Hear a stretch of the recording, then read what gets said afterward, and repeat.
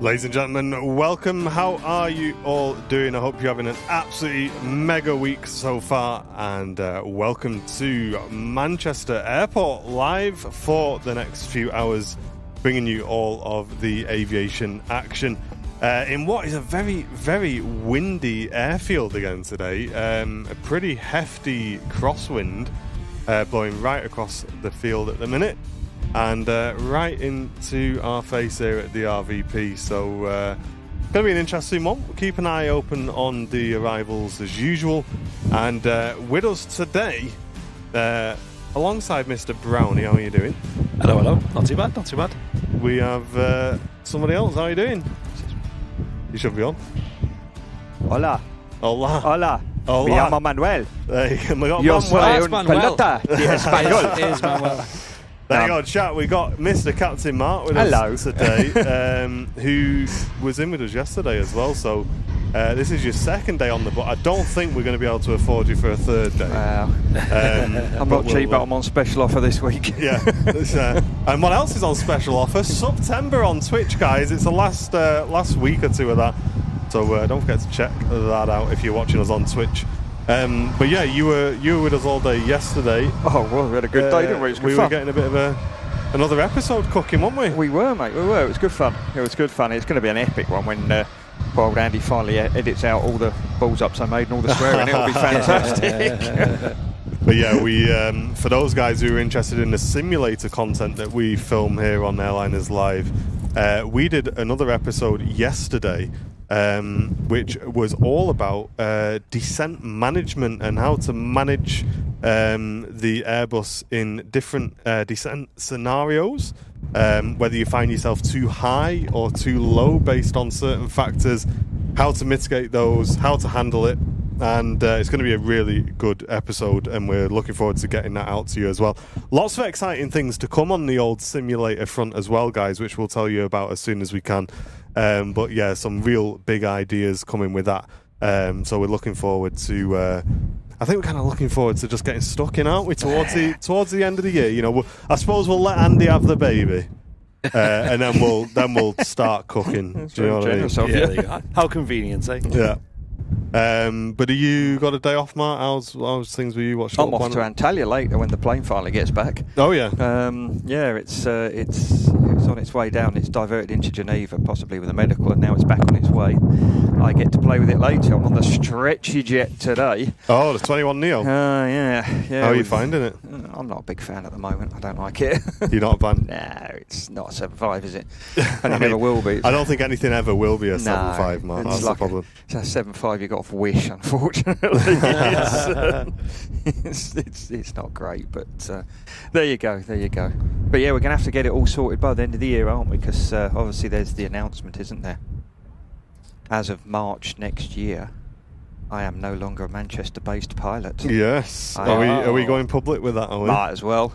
There you go. Yeah, Chat. as of March next year, I am transferring back to Newcastle. Hey. Which is bad for us in some ways that we won't see you here, but I think for you, that's a massive positive, isn't it? It is, but as we discussed, that as I have a very understanding wife, she actually sat me down and said, because I know how important Airliners Live is for you, what you're going to have to do is keep coming back down to do content and go on streams and everything. So that's the plan. Every month or two, we're going to all pop down, or I'm going to pop down. If I pop down in the week, do some videos like we did the 4 in a day, that was great. We can bash a load of videos out, go on a stream. You still get to see me. You're not getting rid of me that easily. Yeah. And then on weekends, if we get a weekend off, whatever, the kids love coming down. They love the RPP. We'll come down, see all the fans, and then go back. And obviously, I've got to meet up with Andy and Sam and the Bambino and all that. So I'm still going to be about. The only thing that's going to be different is you probably won't see the logo in the window quite as often. Yeah. And that's fine. I think because for those who don't know, for yourself as well, you actually travel down very, very regularly, don't you? And it's a long drive. Yeah. After a long shift as well, you're doing long drives, and that's we've been saying to you for a while, aren't we? Like that's got to be rough. That it's not much fun. It'd be 7 years I've been doing it by the time I finally get home. But like I said, we're still going to be coming down. still get to see you, but Yeah. obviously you won't. The only real difference you're going to notice is I won't be waving like a demented clown out the window quite as often. Well, there you go, chat. You've heard it here first. So you got a bit of time. So if you've not come down and caught Captain Mark just yet, I still need to get a picture of you from Southside as well. That's the other thing we need to do before you. We need to get that one sorted. Before I see results with Oh, he's watching it. Hey, mate, don't skip that advert. That's It's just like I see the chat better. My phone is the text so small, the sun glaring. Let me give you a cheeky website you can use here. Oh yeah, okay. Oh dear, what's that? What's it? Hub? Something? Hub? Yeah, that's it. Yeah. You have to put your ID in. Yeah, I'll use Fezzers. Yeah. Premium member. But yeah, we got we got a great video filmed yesterday. Looking forward to getting that out to you guys. And as we say, plenty of exciting stuff to come as well on the old sim front, which will keep you all up to date. Did that show through? Your Twitch isn't showing through, is it, for some reason? But never mind. At least you got YouTube on there. Yeah. Let's say hello to some people in the chat. Ian Kelly, good morning. Dave Hughes, Paula, Marcel, Terry, Jenny, Jason, Matt, Dave, Yorkshire Rose, Smithy, Mostos tuning in from Texas, and Jane, welcome in. Witchy Poo, Sanchez back on top, number 1 on the Twitch channel again. Very warm welcome to everyone tuning in. Welcome to Manchester. And we're going to be live for the next few hours here on your midweek show already. Week's going very quick again, isn't it? So, Mark, you've obviously been an Airbus captain based here at Manchester for many years now, and I know you've done some flights out of other airports, haven't you, like locally? Yeah. In the country. What's the main difference between like a big airport like Manchester versus like, I guess if you're going to be based up in Newcastle, that's a much smaller airport, isn't it? Yeah, I mean, I've done a few out of Liverpool the last few months. The big difference is Liverpool's so much nicer to work out of. Yeah. You're in the hotel, but you walk down to where the staff car park is, and you go through the staff security hut, and then you're out where the planes are, and just walk to your plane. There's none of this parking on the other side of the airport in Staff Far East, as we call it. 20 minutes on a bus to get to the terminal. Yeah. And then you have to sort of walk 5 minutes to get to security, then get through security, then walk through all the terminal, then go out to, it adds, a good 40 minutes to your day just trying to get to the aircraft from your car, if not 50 minutes. And the way the traffic's been around Terminal 1 lately, it's, I was on the bus for an hour the other day and we ended up walking the last of it. Wow. Smaller airports, everything just tends to work better. Yeah. Yeah, I think it's going to be a lot more chilled, probably, isn't it? It's going to be a lot more relaxed, a lot less stress. Yeah, I've had a look at the schedule as well. I mean, compared to Manchester, it's worlds apart. Is it? Worlds apart. I mean, on early, some mornings I'm getting up at my flat here at 2 o'clock in the morning. We're finishing at 3 o'clock in the afternoon. You hit rush hour, it takes 2 hours to get back to the flat. The earliest flight out of Newcastle they're going to do, there's one Corfu that goes at I think 5:20. The rest are all like 6 o'clock starts, none of this ridiculous starts. You're home at reasonable hours, there's no rush hour to deal with. And you've not got that. How long is it? A 4-hour drive? Yeah, 4 hours. Well, it takes me 4 hours because I drive slow. But yeah, it's 40 minutes back to me flat. The lates here, you can be finishing some mornings 5:30 in the morning. You've been up since sometimes 8 o'clock in the morning before. It just varies. But up there, I think the latest flight's like 1:30 in the morning. You get back at. The big problem I've done I've been looking into it. I've got a big bit of Word document I've been doing for everyone who's going back. I've been looking at airspace changes and what's been happening around the airport, asking mates who are there, Jet 2 and TUI and that, how's the operation changed since everyone was made to leave. Obviously I was gone before it closed, but there's quite a few things have changed. They've got these big plans. The big problem is the runway is very short. It's only about 2,200 metres on the westerly, but you've got a big hill at the end of it, so it limits how much you can lift. So they're talking about doing Sharm el Sheikh and Rhodes, and you're limited how much actual weight you can lift. So I don't know how they're going to get around that. You're going to have to stop for fuel, I think. I think the biggest problem that you're going to have going there is you've got Fezzer on security. I'm quite worried about that. He's already threatened to abuse me with his blue gloves. You're gonna have to keep an eye out for him. Yeah. Check what he's up to. He did say I was going to get taken in the back room with the bloke with the big hands. TP, thank you very much for becoming a brand new VIP today. We really appreciate that. Welcome in.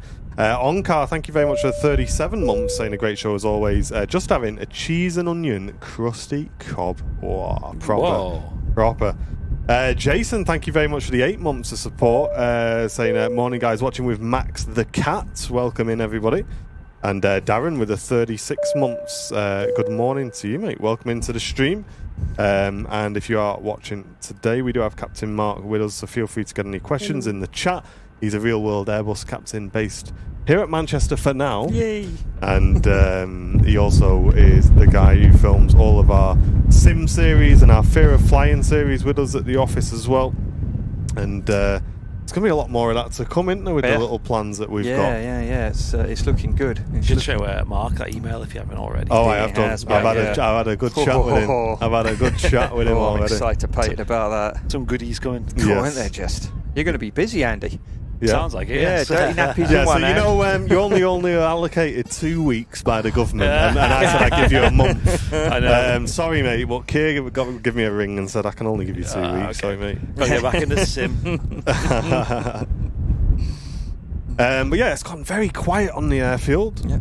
We do have a Ryanair on the move out to Rhodes. Jet 2330 has been pushed for Tenerife, TUI Dreamliner for Cancun as well. We are keeping an eye on the old arrivals, and I believe the next arrival for us is just a Ryanair in from Porto, followed by a Loganair from the Isle of Man. So a few aircraft on the way in. I'll check that overlay if you can as well. Jen say my laptop's just pushed a Windows update and it's been 20 minutes and it's still on 4%. Oh, right. Oh, are they the ones where it says do not turn off your device as well? So you've just got to sit there and wait. That's the one. Hey, they're the worst. And they always add some new feature that you didn't ask for, you know. Yeah, and they usually break things as well at the same time. Yeah. That's why I've got Macs. Yeah. I remember when Vista came out years ago, and honestly, I remember that laptop. It nearly went flying on a few. We needed a laptop. All the manuals went on disk, and you needed a laptop. And I remember Vista, dear me. And then, when the Facebook memories come up, there was one that came up from it's 17 years ago, and it was me ranting saying whoever designed Vista needed to be taken outside and kicked in the chest with a sort of set on nail boots.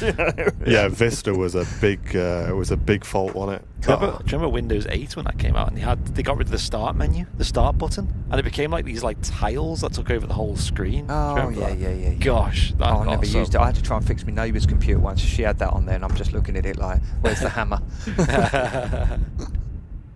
But we had. I think I had one of those moments yesterday, chat, where I'm sure every man in the world has probably been through this at some point. Where you get up in the morning and there she is, there's your missus, and she's like, "You all right? You okay?" I'm like, "Yeah." She's like, "What day is it today then?" I'm like, well, we got Mark in today. Tuesday, filming Tuesday. I'm gonna drop you off at work in a bit and that. And Dad's gonna watch the dog today. And so, all right, yeah. Have you seen your phone? I'm like, no. Do you want to check it? I'm gonna check my phone. There's a little text message from Amazon. I'm like, well, I haven't ordered anything off Amazon, and it's a gift card. And that's when you start to get a bit nervous, isn't it? A gift card just arrives in your phone, and a little message there that says, "It's our anniversary today." Happy anniversary, mate. So, but obviously, chat, I knew all along. We had it all planned out. Yeah. And but no, I was yesterday. Me and Mrs. Airlines Live have been together for 13 years. Wow. Unlucky for some, eh? Cool, that is unlucky good. for some. That's why you shouldn't celebrate it. Exactly. I thought we were kind of past it, to be honest. But there you go. So you skip that one, don't you? As you always do, you have to do a quick stop off at the old florist on the way home. Make sure you get it. But I'll share this little picture with you there, chat. There we are. There's me and Mrs. Airliners Live yesterday. So yeah, big shout out to Jen, obviously, and all the ladies as well. I know Heidi and Sam. They're all giving up massive amounts of time for this channel. And I don't think the channel would be here if they weren't so forgiving, I don't think. Yeah, I think, yeah. So let's get some 10 out of 10s in the chat, guys. We've got understanding misses, isn't it? we do. And obviously your missus as well now, saying get yourself down to Manchester. I did wonder if that was a bit of a, you just go to Manchester, you just let me have a couple of days to myself. She's had 22 years of my antics, But no, But she's planning on coming down with us as well for the weekend ones. Oh, is she? Nice. Yeah, because her and the kids love it down here, and we love the RVP meet up with Tom and Anne, and Paul and Vicky and all the others who we meet up, Tim and everyone, and Lee. Yeah, it's just lovely meeting up with everyone, and so we'll see. But actually, talking of anniversaries, I was talking to one of my mates at work the other day. And he had his mate turn up on his doorstep. He said, "Can I stay here for a couple of days?" He said, "Yeah, what's up?" So his mate had been out on the sauce and he had a few too many. And he thought it'd be nice to get his missus some flowers. Anyway, she found the card on them from a roadside tribute where someone had been killed by the side of the road, and he nicked them on the way home. Oh God! Oh my! Oh dear! Yeah. That is yikes! That's yikes! Yeah, I can understand completely why he was at your house. Yeah, you imagine that one. I bet that went down well. Yeah, that was a bit rough, wasn't it? What's going on over there? We've got the campers moving in. What's going on? I thought there was like some fair going on or something. Someone doing a barbecue or something. No. Flipping heck. Amy and Pedro are going over there later. It's a shame they're not there now because that's Pedro's favourite plane over there, the old DJ. That's some setup, isn't it? TUI Dreamliner about to cross over the arrival runway, bound for Cancun. Has Pedro been on the Maxes yet? I don't think he has. No. He's been on the Neos, I think, but not the Maxes. Yeah, he's not that brave. Got a good question here from Tom Lyon. He's asking the most accessible method for flying to someone who's terminally poor. Yeah, I get this one a lot. Have a look at the sponsorships. Jet2 running one at the moment. TUI have done a couple now. There's 2 people I know who are on them.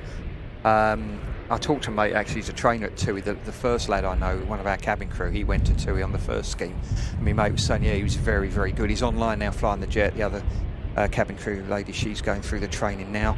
But yeah, TUI, BA, Jet2. I keep hearing rumours EasyJet might be doing one, but just have a look for these sponsorship schemes and get into them. There is a thing called Generation EasyJet where you can put in for that. Mate of mine's son's put in for it, but you do need to sort of acquire a loan. I don't know if they help you with that or not, but you need to be able to pay for the training. But in the old days, HSBC and other ones would give you career development loans. You could borrow the whole wedge and go and do your flying, and happy days. But they're a little bit more harder to come by now. But do have a look at the Generation EasyJet one, because I'm sure there is links to people who can give you loans for this. Otherwise, have a look at the sponsorship schemes, and Yeah, and obviously, if you're taking out a loan of that value, you really have to. You really have to be like, this is for you. Don't you? The amount of money you're going to be spending is pretty insane. It's big. Yeah. It's big bunts, unfortunately. Yeah, it's yes, it's not borrowing a £5 off your dad. Not anymore. Lee, if you've ordered merch, mate, it does take a couple of weeks to arrive from our supplier. So just bear with us on that. It's we don't hold clothing in stock because there's too many designs, too many sizes. So we order it in for you. We do have an order that's supposed to be arriving either today or tomorrow, so hopefully your stuff will be in that, mate, and we'll get it out to you. Matty, thank you very much for gifting a membership, going to Jasmine Smith. There you go. Thank you very much, Smithy. Really appreciate that. Oh, thank you, Audrey. She's saying Mrs. Captain Martin daughters are so lovely. Yeah, they have to be to put up with all my antics. I seen they were getting on with Dakota quite well on the other weekend. Yeah, they love her a bit. She's funny. She's good fun. Last time we met up, I think, with Audrey, it was in the when the fans had all the meet up down at the airport pub, and I kept nicking Terry's phone and taking loads of selfies on it. Mate, the amount of people that leave their phone line around when you're there is crazy, to be honest. Yeah, I know. You think they'd learn, wouldn't you? You would, yeah. Yeah, even the cabin crew at work, even they still do it from time to time. I did a couple of times. I've changed their Facebook statuses, and 4 hours later you landed in Tenerife. And really? Get arrested for that. You do. Yeah. Someone got arrested the other day for calling someone a muppet. I was like, oh dear. Well, you're in trouble, aren't you? I'm at it, mate. That's it. Take me away. I feel sorry for you, Andy, all the editing you're going to have to do with those videos yesterday. I know, that's it, yeah. All the mistakes I made, all the swearing. Oh, he's really nice, this Mark guy, and he's really well spoken. Yeah. when it's the 10th take and I still can't say a simple sentence right. It's not that good. Well, it's the same with me and Martin. The amount of times you have to redo takes, people are like, oh, you're really good at talking, aren't you? It's like, well, you believe that. Yeah, at the end of the day, like, you know, you when you're doing it, you kind of do feel a little bit of pressure, but it's just like, at the end of the day, that's what editing's for, isn't it? Yeah, correct. Yeah, I used to like your teleprompter. That was great. That it is so good. good when that worked. I was like, hey, great bit of kit.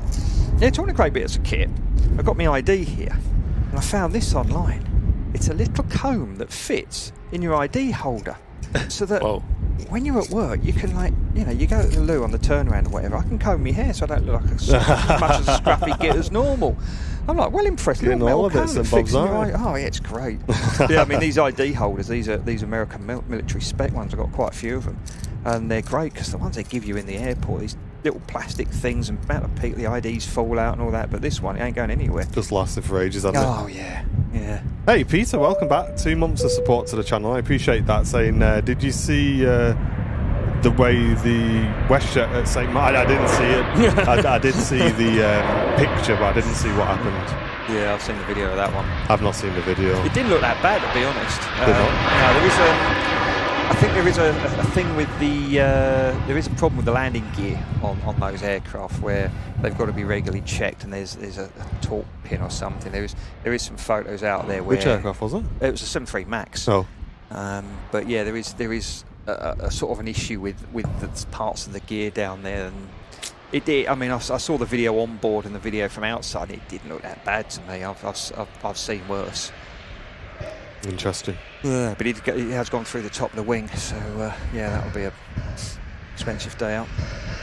It's Ryanair just arrived in from Porto. Brannigan saying his nephew's currently training with EasyJet. It's 80 grand. Is it? That's cheap. 80. Oh. 80. I've seen some people have paid 160. It's just, you know, that's got to get fixed, man. Yeah, like, it's too much. If you're having an issue where you're short of pilots, yeah, that cost of entry just has to come down. I don't care how they do it. Just, especially these days where disposable income isn't as much, you know. Yeah, it's just lunacy, isn't it? I mean, in the old days, you know, you'd do your CPL or whatever, and then you'd be a flying instructor for a few years. Yeah. And you'd do that, you'd get your hours up, and then you'd normally go to a turboprop airline, you get some experience in the airline world, and then you'd get, you go to the big airlines, and that's all gone now. You do these sort of integrated courses that, take you a year, 18 months, whatever, but you've got to stump all this cash up front, and it's it's not good because all the airlines are scratching for people. I know Jet2 are crying out for Airbus guys. Yeah. My lot, who shall remain nameless, are crying out for Airbus guys, especially first officers at the moment. BA has started recruitment again, so that'll be a load of people leaving to go there. Virgin, as far as I know, is still recruiting, and there's loads of people going out to the sandpit as well. It's like the university issue for me. Like, one of the main reasons I didn't go to university was I didn't want to be thousands of pounds in debt before I've even started working. Yeah. And then you look at becoming a pilot and you're like, I literally have to go into essentially a mortgage's worth of debt, before I even start a day's work. Yeah, and you look at the wage of a pilot, you're like, well, that's quite nice. That was like, hang on, you're in massive debt that you've got to pay off. So that wage for probably about 5-10 years maybe. Yeah, it takes years to pay it off. I mean, a lot of these guys, they come in on what's called the second officer contract, and there's some airlines, Jet2 don't do second officer. You go in as first officer. The second officer, they're paid less. They don't get flight pay. They get the basic. They're trying to rent a place somewhere near the airport in Manchester, or get even worse around Gatwick. There's 5 or 6 people living in a poxy little house. They've got a room each. And there's no guarantee that you're going to get based anywhere near where you currently live. Yeah, a lot of these guys get sent all over the shop. They regularly try and swap amongst each other. I mean, I remember years ago there was a lad who was sent to Newcastle who lived in Gatwick, and there was a lad who lived in Gatwick got sent to Newcastle, and they eventually managed to get it sorted out. But they've got all this debt. They've got their loan to pay back. I think it's about 1,600 quid a month to pay back for 10 years or whatever. And then then you get the ones who go out and take out a lease on a brand new Merc or an Audi or something. You're sitting there thinking, mate, private number plate. It's like Niels went the sort of hard way, didn't he? Like, I spoke to him on the Runway Rambles episode, and he spoke all about it. He's saying at one time he had 3 different jobs he was doing. He had 2 sort of full-time jobs he was like alternating between, and then 1 extra part-time job just to fund his training and his is it multi-engine rating and things like that. Yeah, they're his really commercial. expensive. They are. Yeah, you had to do all that PPL, and the guy had like no luxuries for many years, which is hard to do in your 20s, isn't it? Like when you're in your 20s, you want to just go out and party and buy the latest Xbox and stuff and nice cars, like you said. Yep. But he had none of that. But there was one luxury he did have, and that was flying. Like, he just lived for flying. I think that's the main thing, isn't it? Like, if you enjoy flying, you should definitely consider it. Yeah. And if you've not seen that episode, guys, it is a brand new video that got put up for our members. Head over to YouTube and go and give that a watch. We had a sit down with Niels, and kind of Andy just chatted with him all about how he got into flying and the whole journey of getting to the point where he is now, flying for an airline. Yeah. That also comes through Manchester, so a really good story and well worth a watch if you've not seen it already. Yeah, great guy. I remember going to his flying club, I guess you call it. You know, these like flying school club things where you can sort of rent out the planes for your own use and you can get lessons and stuff. It's called Wings Over Holland. And I remember going into the hangar and they had all their aircraft there. They had like a T6 Harvard there.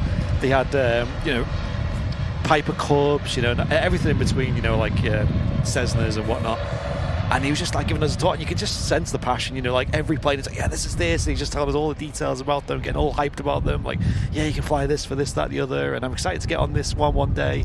And they had this one Diamond DA62, which is like the premium luxury dual engine, all bells and whistles plane.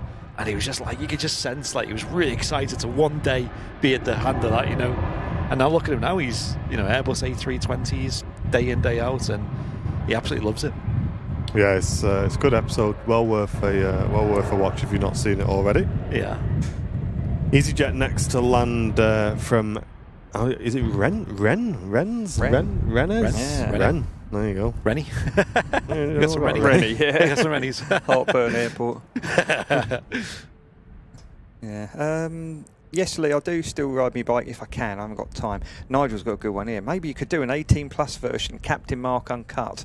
Yeah, I mean, we'll say what we'll do. We'll record that, and when we've had enough of Airliners Live, we'll just have a big blowout. Yeah, put it up. You'd be completely demonetised, wouldn't you? We'll just say everything we want to say. We'll just, you know what I mean, uncut, unfiltered. All the clips of me swearing on it when I get me. That would be funny. That'd be comedy gold. No, mate, I haven't got any news on Global Airlines. I don't think anyone has, have they? No. Literally, the last we've heard from them, like, they invited us to their next flight. They went, oh, do you want to come on board our next flight?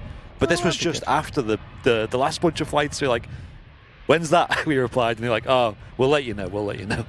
I mean, like I say, it may happen, may not, but we'll see. I want it to happen, and, we're hopeful.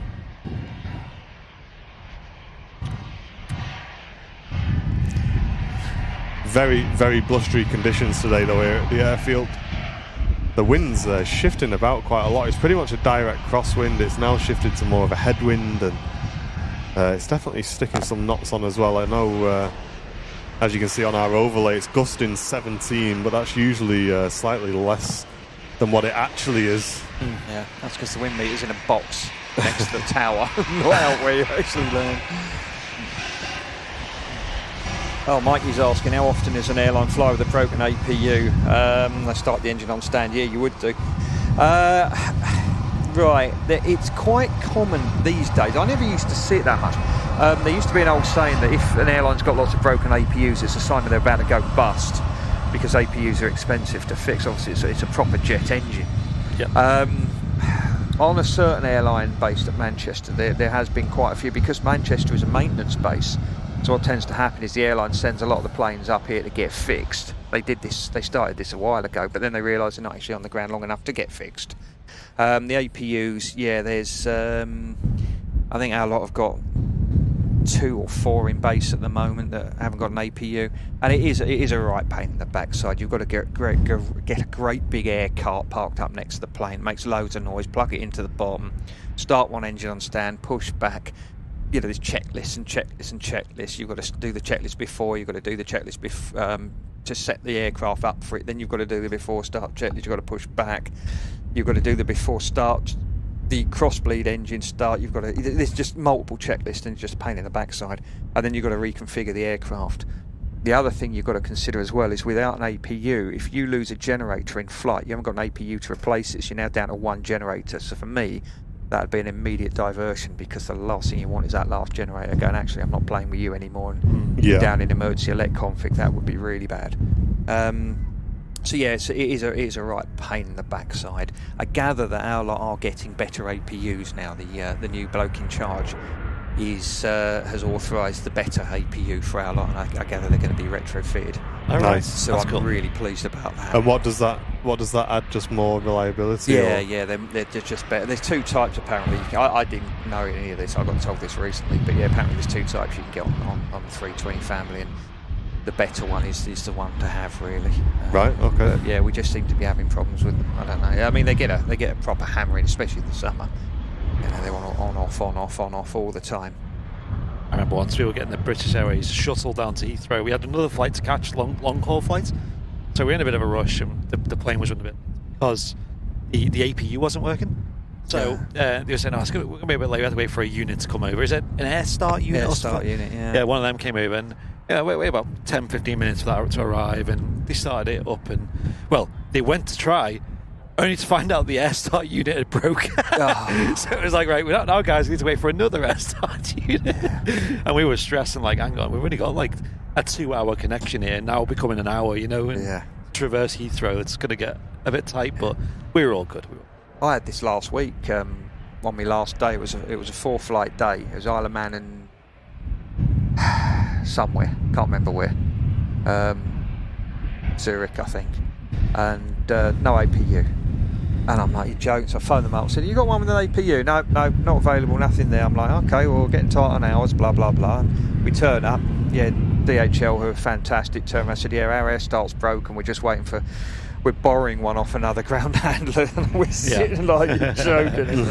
Anyway, eventually this, you're looking at a slot and all this, they pick it up and plug it in, and then we go off the Isle of Man, we pull up on stand, they've been told, we've told them on the ACARs, the company have told them their APU, and we pull up on stand, and they stand there staring up at the plane going, big iron bird, and then we're like, plug it in, and eventually, someone finally comes and plugs this thing in. You're like, oh, for Pete's sake, here we go. But yeah, it's you've got to have ground power as well as an air start unit, so there's a fair bit of things that have got to be sorted out. But hey, Amplifier, thank you very much for the raid on Twitch. I hope you had a great stream. Welcome in, everybody. Hey, welcome to Manchester Airport Live. We're live today with a real-world Airbus captain with us as well. So if you are in the flight sim and you've got any questions, any Airbus-related questions, put them in the chat. We'll get them answered for you. But welcome in, raiders on Twitch. Hope you're all doing well, guys. Welcome in. hello. Audrey saying she's glad that her neck and shoulder and arm are feeling much better. But bad news, my face got sunburn at Duxford on Saturday. So now I'm doing the passport dry run for Halloween makeup. Gosh, you'll have a break soon, Audrey. Yes. I hope. I'm glad the shoulders cleared up, because I know that was quite uncomfortable. What's this? I guess I should go to Europe. A Airbus helicopter. Yeah, it's a helimed. It's a helimed, is it? Oh, gosh. Yeah, it's not the Barton Budgie. Ah. Soon that looks like it's into some sort of descent pattern there, doesn't it? Yeah.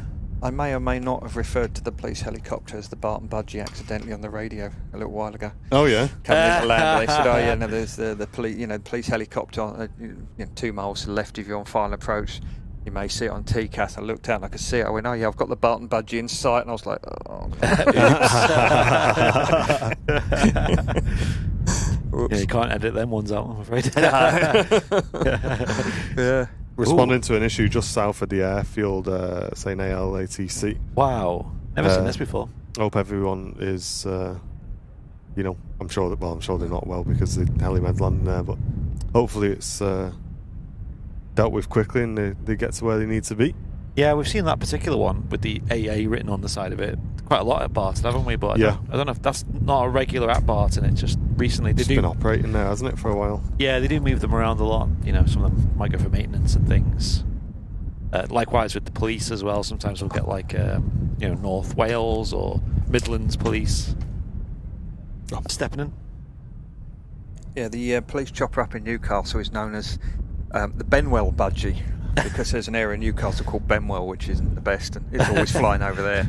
I used to call it the Sunderland alarm clock because it used to fly over Sunderland and wake people up. The times a day it used to go over. We have a training route. It must be like a nighttime operation training route that the Barton Budgie does, because it flies up and it flies right down the M62 and does a loop, and it follows this very specific path every time, and you always know exactly where it's going to be, where it's going to turn. You watch it on radar, does the same loop. They must do like regular training runs in them things. But it was cool. We did get to go into and past Barton once and have a chat with the team there and see the sort of headquarters they've got there, and it is so technical, and they're so professional. A lot of them are ex-military as well. I think all of them, bar one of the crew, were. And yeah, it was such a cool operation they run. Yeah, it was really interesting. Wanted to kind of see what's going on. When I did my 7.5 course, there was a couple of ex-police lads on there. Oh, go around. There you go. Yeah, going around. Yeah, it's just floating a little bit down the runway there. Oh, you're floating. Oh dear. Yeah, when I did my 7.5 course, there were two ex-policemen on it, and one of them used to be on the police helicopter down wherever he lived, down London way, and he used to do the camera and all that. He had a few good stories, and I remember years ago at Newcastle, one of the lads was talking to one of the coppers who does the Benwell Budgie up there, and we had this Pratt who kept lasering the planes. He lived in a town called Cramlington near the final approach, and he kept lasering the planes, and we heard the police chopper was coming back. He said, well, I'm on task, I've finished now. He said, I'll come down the ILS and see if we can spot him. So he's flying down the ILS, and this guy's lasering him, and the coppers were telling me about it. They had the old heat camera on, and you could see him in the back garden and the flash of the laser, and they just hovered on the ILS and waited, and they were talking their mates onto him, right, okay, he's this address, and he said you could see the heat signature. These two policemen come out of their police car, walk round the back, walk into this guy's back garden. He's completely oblivious they're there, and he's lasering. They pick him up and dump him on his head and nick him, and drag him off. It was great. Yeah, that's a bad offence as well. That you can really cause some damage doing that. You get a few years for that if you know. I've been lasered a couple of times. It's the green laser that does the damage. Yeah, you gotta watch out. There's some right prats out there, but they are luckily that they are quite strict on them. Doug, thank you very much, gifting that tier 1 sub there to Amplifiers, who's just raided the channel. Very much appreciate that, Doug. Thank you, mate, and welcome in raiders again. Hope you had a good stream. What were you streaming, Amplifiers? I've not come across your channel before, mate. So. Yeah, that EasyJet there, just catching a bit of an updraft, just trying to get the aircraft down, and eventually, if that happens for a bit too long, they come round for another go, which is always say. One thing I've noticed in the sim, and I don't know if it's as bad as it is there in real life, but they do take some time to spool back up the engines on Toga, don't they? Yeah, you've got a delay because they're back in idle. The 3-spool engines on the 7.5 apparently were even worse, but I never really noticed it because they were just so pokey. But yeah, there is, from when, it's not like a car where you open up the throttle and the fuel's straight in the engine. With those, you slam the thrust levers forward and, everything opens up, all the fuel gets pumped in, but there is a lag. And sometimes, you can be sitting there like, bite, hurry up, and then you go sort of thing. Yeah. Yeah, but yeah, you've got to be down in the touchdowns. If you're not going to make it, you've got to go around. That's how it works. Oh, nice! You were streaming MSFS 2024. That's awesome, mate. Yeah, we've Captain Mark, who's with us today, has done some in-depth Airbus tutorial stuff with us as well, sort of teaching us what he does in real life flying the aircraft. So there's a lot more episodes of those to come as well. So if you guys are interested in that, we'll get some links in the chat to that series, and we'd love to get your feedback on it, Twitch crew. We are really trying to create a lot more flight sim content for the Twitch viewers and just our general sim fans as well. And obviously we're really fortunate that Mark gives us so much of his time as well. As I say, he flies the Airbus in real life, so we're able to kind of tap into that and really get some in-depth stuff for you guys as well. Susie's getting a spin in her boyfriend's new car today. He's got this Audi thing, automatic, and she's quite nervous about taking it for a spin. years ago when I was a flying instructor, one of my students had bought this really leery Porsche. And it was a rainy day, a horrible day, we couldn't go out flying. I said, well, come on, we'll go around the air traffic tower and you can go and have a visit and meet the controllers. All right, he gave me the keys, said, you drive. I'm like, you're joking. I ain't driving this. Oh, no, you'd be fine. Anyway, this Porsche, we had a transit van up my back end. I'm doing about 20 mile an hour because I'm so terrified of smashing this brand new Porsche up. Anyway, we had a tour of the town. He brought me back and he drove it like it should be driven, you know, and it was great. That was an experience though, but yeah, you've never seen a Porsche going so slow in your life. The flickies and the transit's like looking like, what the hell's going on here, you know? Thinking it's one of them kit cars. Yeah, I was terrified, mate. I was absolutely terrified. You know, it was like 2 days old and I thought I'm going to wrap this around a lamppost, I'm just going to drive it really slowly. There was a beautiful Porsche at our office the other day. I don't know whose it was, it's one of the gents there, and such a nice car, them Porsches.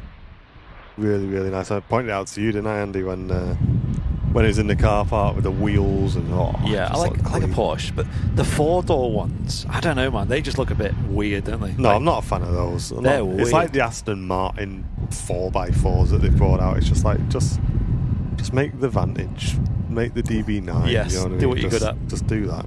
Yeah, the 4-door ones, I don't know. I can't get on board with them. It's like you've kind of gone half in with the Porsche, haven't you? Like, you've not fully committed right there. Yeah, exactly. But yeah, they are nice cars, though. The 2 doors. I'm happy with my little Dacia. Oh yeah, I like my little Dacia, 80 It miles works. to the gallon. Doing 30,000 a year. I got 90 once out of it. It's put a shift in, hasn't it? It's done well actually. Yeah, it's brought it up to nearly 120,000 on the clock now. But I think when I do go back up north, I'm going to get myself something a little bit more suited to going out in the fields. And maybe a Dacia Duster or something, you know, like that. Where I can put all my toys in the back and go out and sit in the fields. You know. Yeah. Don't go too crazy. Yeah. No. It'll still be a cheap car, mate. Still be a cheap car. That's one thing I do miss about my last car. It was a lot more economical than this one. That one was doing like 80 odd miles to the gallon as well. Oh, this one, no.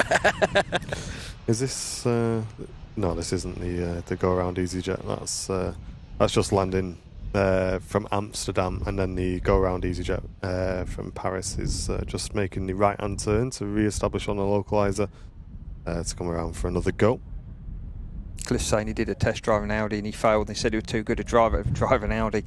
There's one of the cabin crew, her car blew up recently, a lovely girl called Ebony, and she went out and got this little Audi thing. A lot of the cabin crew got the little Audis, and I said, I'm surprised she bought an Audi. She said, why? I said, well, they've all got that problem, you know, that thing that don't work on them. They always go wrong.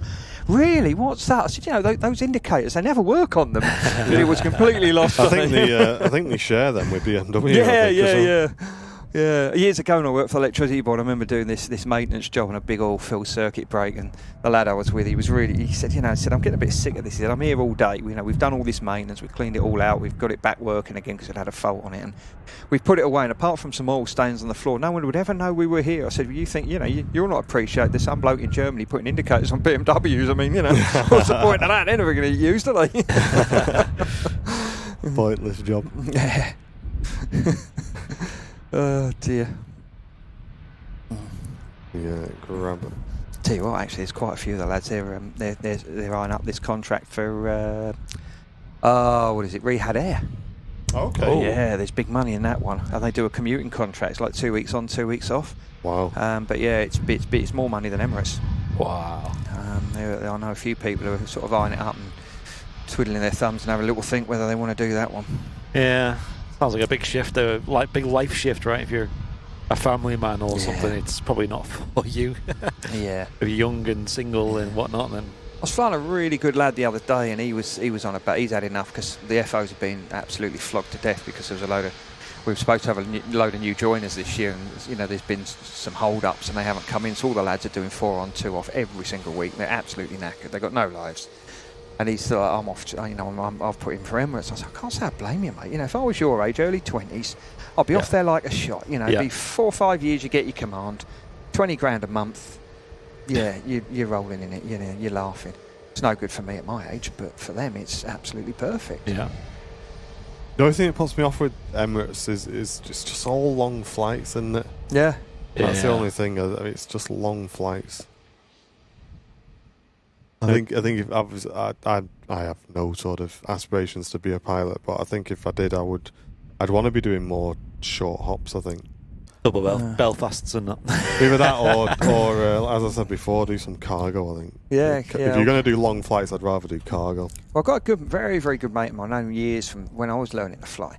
And he came up before me, but he was at Air 2000 on the 7.5. I got to know him at Australia. So he got his command on the 7.5. I was his gear bitch for the first week because I wasn't allowed to touch the controls when he was a new captain. When he was on the 7.5, we had, been mates ever since. And he went to Norwegian. Obviously, he got let go at COVID. And then he went to fly a corporate 7.5, and then he went to fly that One Air 7.4, and he hated that, the cargo. And then now he's at DHL, and he just hates these long flights. You go off and you spend a couple of nights in a hotel in Peking or somewhere, and then you're off somewhere else, and then it's less hours, but he's knackered. So now he's going to a well-known short haul holiday airline that has a lot of aircraft here that I don't work for, but the other one. And he's off starting there in the new year, and I'm sitting there thinking, you think you're knackered now? You wait till you're doing 5 on 2 or 6 on 3 off, like all my mates there are. You're going to be really, really knackered there. Yeah, that's the thing, because I think, and it's even still the same, isn't it? Like, I don't know. There's always that thing of pilots being like the luxury life, the luxury job. And it's really not like that, anymore. is it? Not anymore. It's used to be good. I mean, I used to fly with our XBA guys at Australis, and there was one old boy, lovely old boy called John Armstrong. He used to be on the DC-10 at BA. And, he'd neb off to the Bahamas or whatever, and he'd have a few days there, and then he'd fly back, and then he'd go off somewhere in Africa for a few days and come back. But now it's like you're there, minimum rest, you're back. And it's like that all the time. Long haul's no longer... no longer the glamorous, you get to spend a week on the beach. You get a few, if it's a really long one, you might get a couple of days, 3 days there, and then you're back. Short haul, as I said earlier, you're up at 2 in the morning, finishing, rush hour. You're getting up at 8 o'clock in the morning, finishing at 5 the next morning, and it's just the hours have got longer and longer, and the duties have got longer, and it's not the glamorous lifestyle it used to be. Do you reckon it's got longer because of the lack of pilots? No, it's got longer because some bean counter in an office has worked out if they can rinse us for a bit more money or rinse us more hours out of us, the airline can make more money. And this is the problem. I did see a thing on Pete Prune the other day, which I never actually thought about, but they were saying for an extra 5 captains, that's nearly £1 million off the profit line. And I thought, I never thought of that. There's that EasyJet that's just touched down before, so... Yep. Susie's asking here my thoughts on yesterday's big announcement. Doncaster reopening. Oh, yes. Yeah, fantastic. Yeah, I did see a post saying, am I going in there? I might be, because when it was open, that was one of my favourites. If we had one of the storms coming in, it was a strong southerly, the runway was into wind. So I'm over the moon that's going to be reopened. We're sending Susan encoder and the camera soon. We'll have you as our Donny streamer. There you go, Sue. That'll be it. I remember once we were going off to, this was before COVID, when Donny was open and running, and I was going off to Iceland, and one of the storms, I can't remember which one it was hitting. And I phoned up Flight Plan and I said, can you give us Doncaster as the alternate? The bloke laughed at me and went, Doncaster International, why the hell would you want to go there? I said, because it's the only place in the Northern Hemisphere that's in the wind. He went, hang on a minute, tap, tap, tap. Oh yeah, so it is. New Flight Plan coming out the printer now. Boom. And then all the other printers come to life, and everyone who's flying, they're like, well, why is why have they given us Doncaster? Why are they giving us Doncaster? I'm going around going, because it's in the wind, look at the runway. It's great. It's 3,000 metres long, it's in the wind. Yeah, I'll be really pleased when that reopens. Yeah, it'll be good fun. I think it'd be interesting to see if when it reopens, if they still get the interesting cargo movements as well. Yeah. Emirates A380 pushing back as well. Very warm welcoming everybody. Hope your weeks are going well so far, and please feel free to get involved in the chat and smash that like button as well. It all helps the channel out. 1,200 live viewers watching at the moment. Great numbers for a Wednesday. Welcoming everybody. Oh, for Albert's pushing.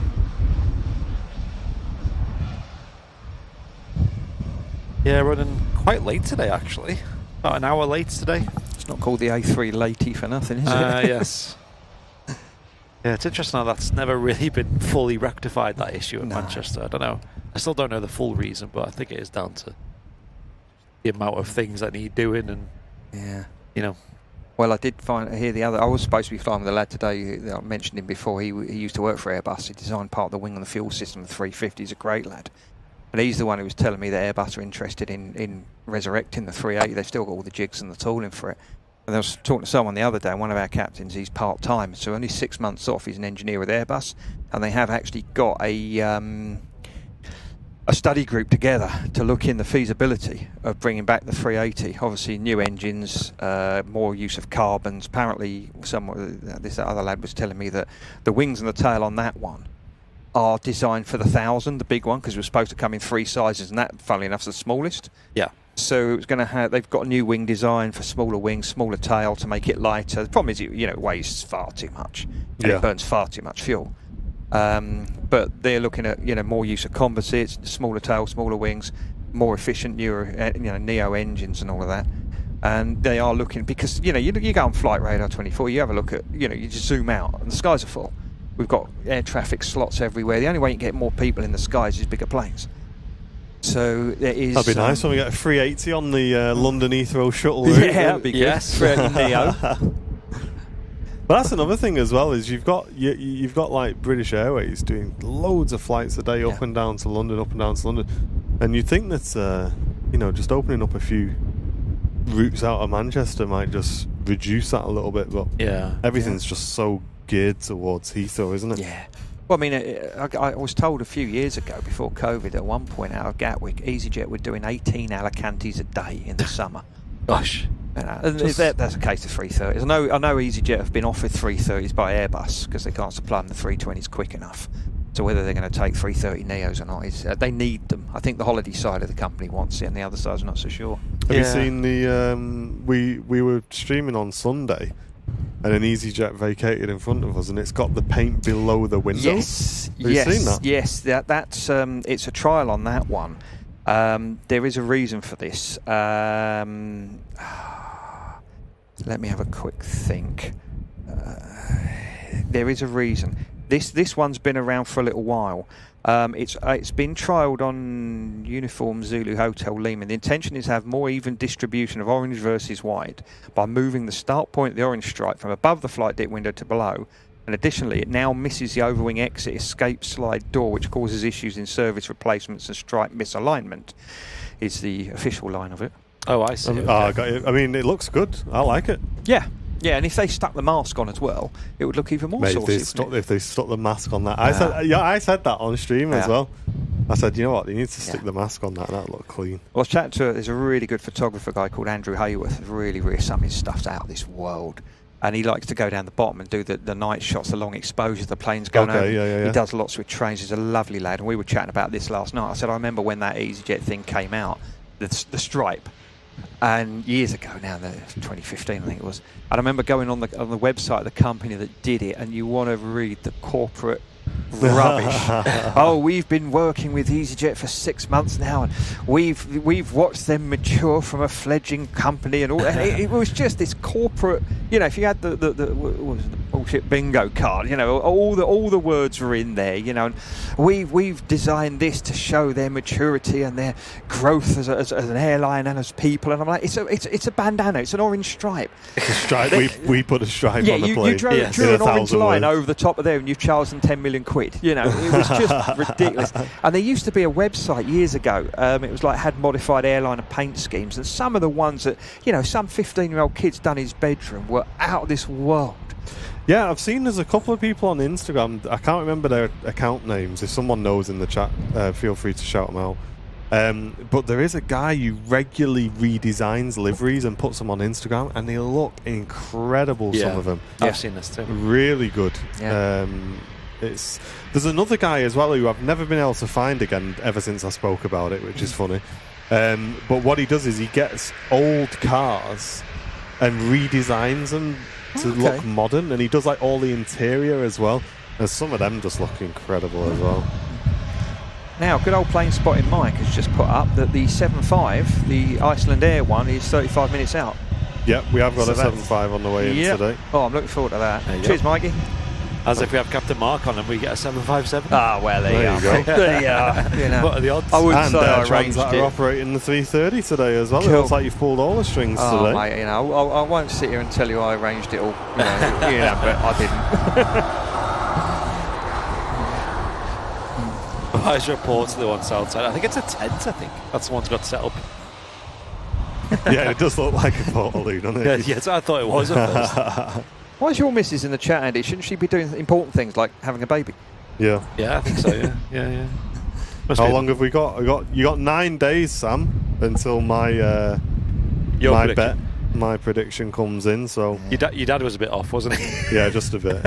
She needs to hurry up. I don't want to go shooting again. I can't go with my shooting partner if she's off having babies and things. we got videos to film as well. Can you crack on? yeah. Priorities, mate. Singapore on the way out. Emirates A380 has been pushed, starting engines as well. TUI Dreamliner for Kos is just beginning the pushback, and Turkish Airlines A321 has been pushed as well for Istanbul.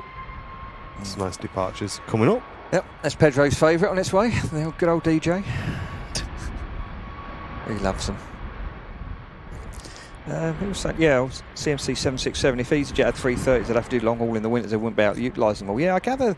I mean, they're looking. Obviously, the Cape Verdes is their new thing. So you need something. The 320, it's a bit of a stretch for that. You've got all your winter sun. You've got your Turkish destinations. Obviously, the Cape Verdes. You've got your Canaries.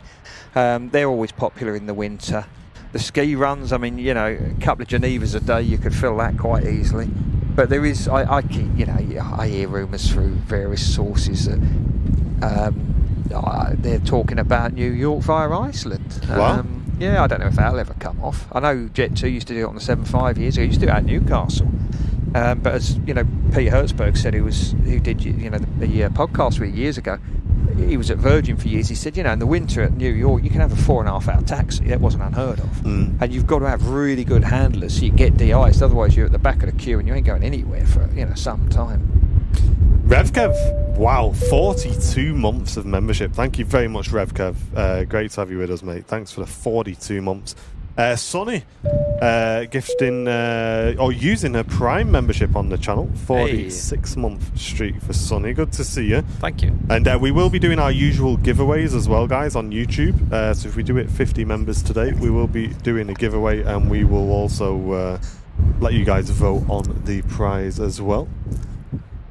You think, though, getting wide bodies is a bit of a bad move? Because I've heard people say, if you want to bankrupt a leisure airline, you buy a wide body, and it does add so many costs, doesn't it? You got pilot training as well, and maintenance, and there's so many factors, right? Yeah, they've always said wide body's a good way of bankrupting an airline. You've got, because the thing is, the 330 is very, very different from the 320. Although the flight deck looks very similar, the training will be fairly straightforward. The whole workings of the aircraft are different. The flight control system's different. It's got different computers. All the none of the spares are going to fit. You've got different engines. Everything. So many things are different. So there's massive cost involved. And we had it when we went off on tenors a month ago. We were supposed to go out on a stretchy jet, and it had gone sick that morning. And then they dropped us to a 320. So they had to find 45 people to offload themselves because they couldn't put them on the plane. And I'm phoning them up saying, "I'll fly it down. Mark, get me a plane, I'll fly it. I've got my licence, my ID. You put a crew together, I'll fly it." But you imagine a 330 goes sick. You're going to need a few 321s to get all that lot down there. Full economy 330. Yeah. But there's a lot to consider. But on the flip side, you can make an awful lot of money out of it. Jet2, I gather, those air tanker 330s, they're full economy. They've got one here all year round now. It's doing that well. I know. It's like, why at that point you might as well buy one, second-hand one at least, But Airbus have apparently. I don't know if this, you hear this online and that. But apparently they've turned around and said for every 2 320s you've ordered, we'll give you one 330 Neo. Wow. So I don't know. Wow, lots of support just flying in there. Audrey gifting a membership. Thank you very much, Audrey, for that. Really appreciate it. And Graham Hill with a 53 months of membership. Good morning to you, mate. Saying an awesome show as usual. Thank you very much, Graham. Great to have you with us. 20 days to go. Forget your predictions, saying Sam in the chat. Sam's kind of locking in the exact date there as well. And Victoria, thank you very much for the 8 months, saying time has flown. It certainly has. I think it's gone very, very quick this year. Absolutely. Avmac with the 8 months as well. Good morning to the Airlines Live team and the members. Hope everyone's having a nice day. Thank you very much for that. and Flying Architect with the Twitch Prime for 15 months as well. Lots of support coming in to the stream. Thank you, everybody. And next to land, Transat A330 arriving in from Toronto. Flight time of under 6 hours. Wow. 5 hours, 59 minutes. Usually about 6.5 on that route. It's a good run, that, isn't it? So they've had a good day out, haven't they? Yeah, I mean, 6.5 used to be our flight down to Ghana. Wow. That's good going, that. Someone the other day came back from Sharm el Hurghada. It took them 6.5. Really? Like, oh, you see your life after that one. Yeah, that's not fun, is it? Get proper headwinds, can't you? Yeah. Emirates A380 lining up. We'll get this touchdown though. I think we'll have time to switch across.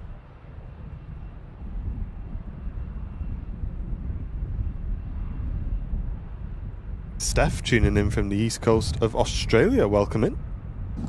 And David, good morning, welcome in.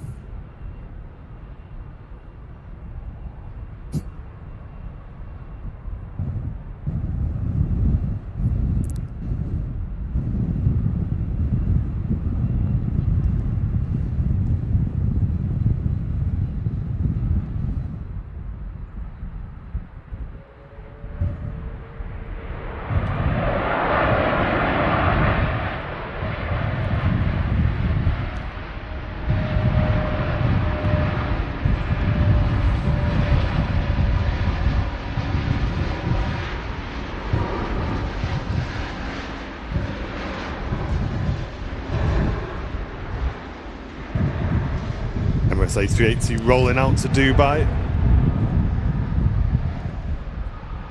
There was a question in the chat from someone called Ben who said, can you technically fly the A330 if you can fly the A320? If both the pilots decided not to play anymore, then yes.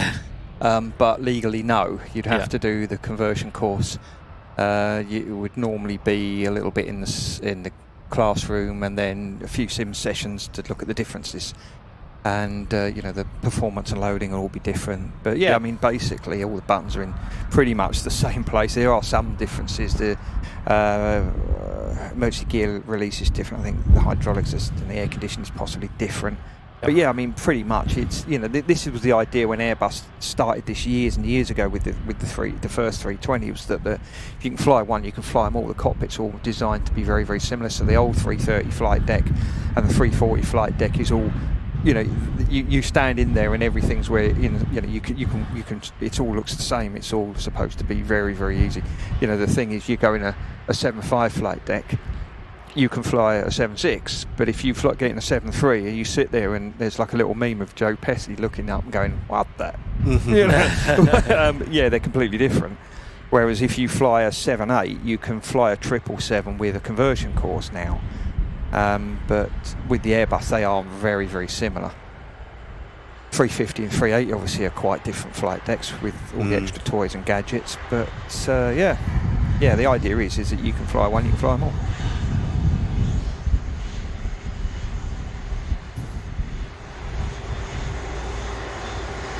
I'm off to Antalya later, Tina, but my plane's delayed. It diverted into Geneva earlier, so we're taking a bit of a hefty delay at the moment.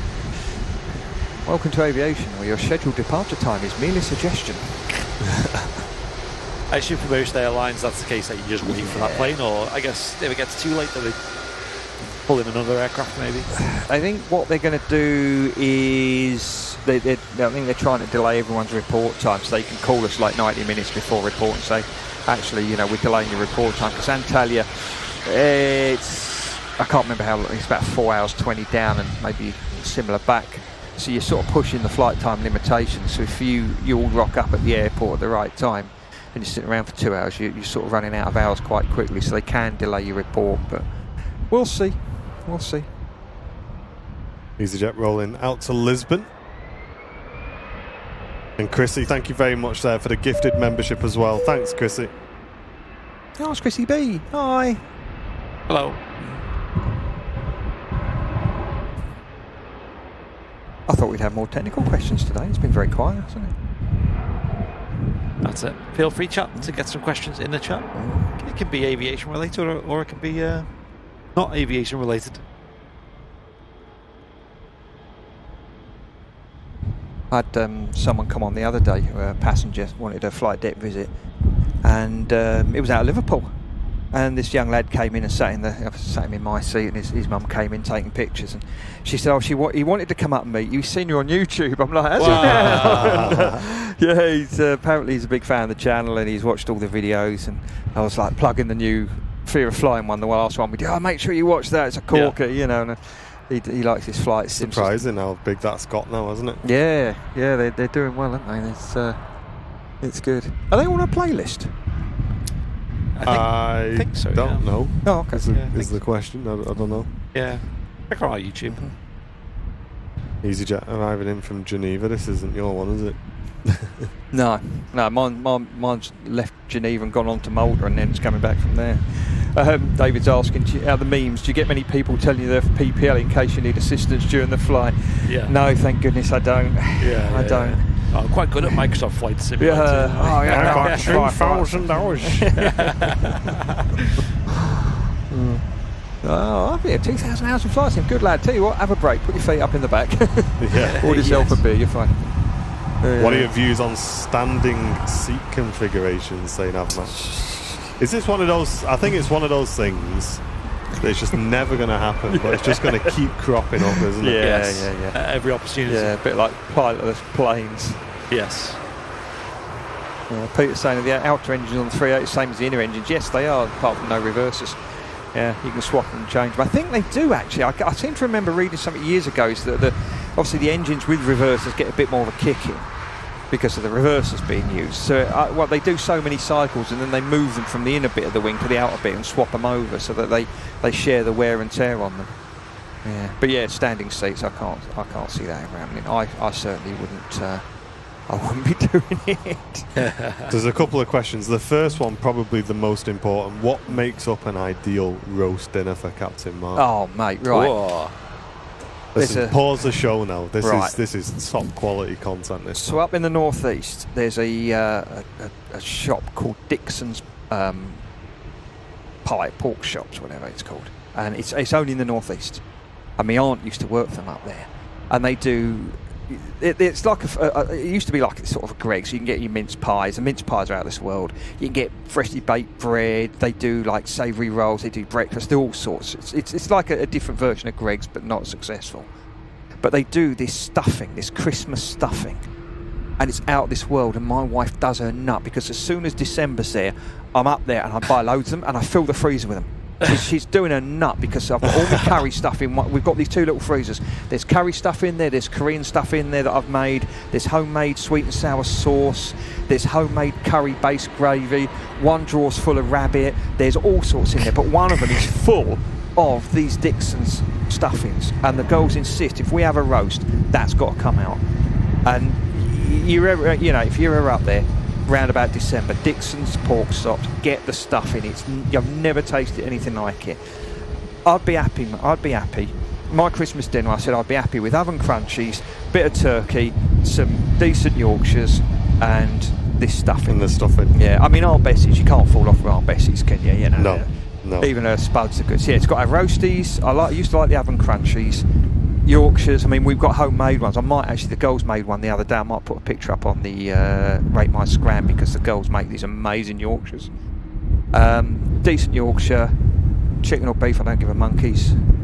But yeah, it's got to have that stuff in. Loads and loads and loads and loads and loads of gravy. And no pineapple. No, absolutely no not. Pineapple. Me and Jen said we were going to have a bit of a year off on the old Christmas dinner. So what we did for Jen's birthday, because we had a few people coming, we got some steaks instead. So obviously they're done dead quick. So you just put everything in, but instead of like waiting ages for like a roast joint to be done, you just fry a few steaks up and just have that. And we said, you know what, we'll just do that at Christmas this year. Either that or we're going to order a Chinese. So he's not done that. And I thought, you know what, why not? Let's just get a Chinese. Yeah. Well,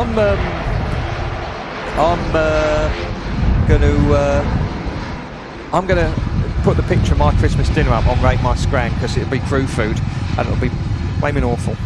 There was a question from Paul that says, for conversion courses, do you have to pay to get the type rating, or does the airline pay for you to convert?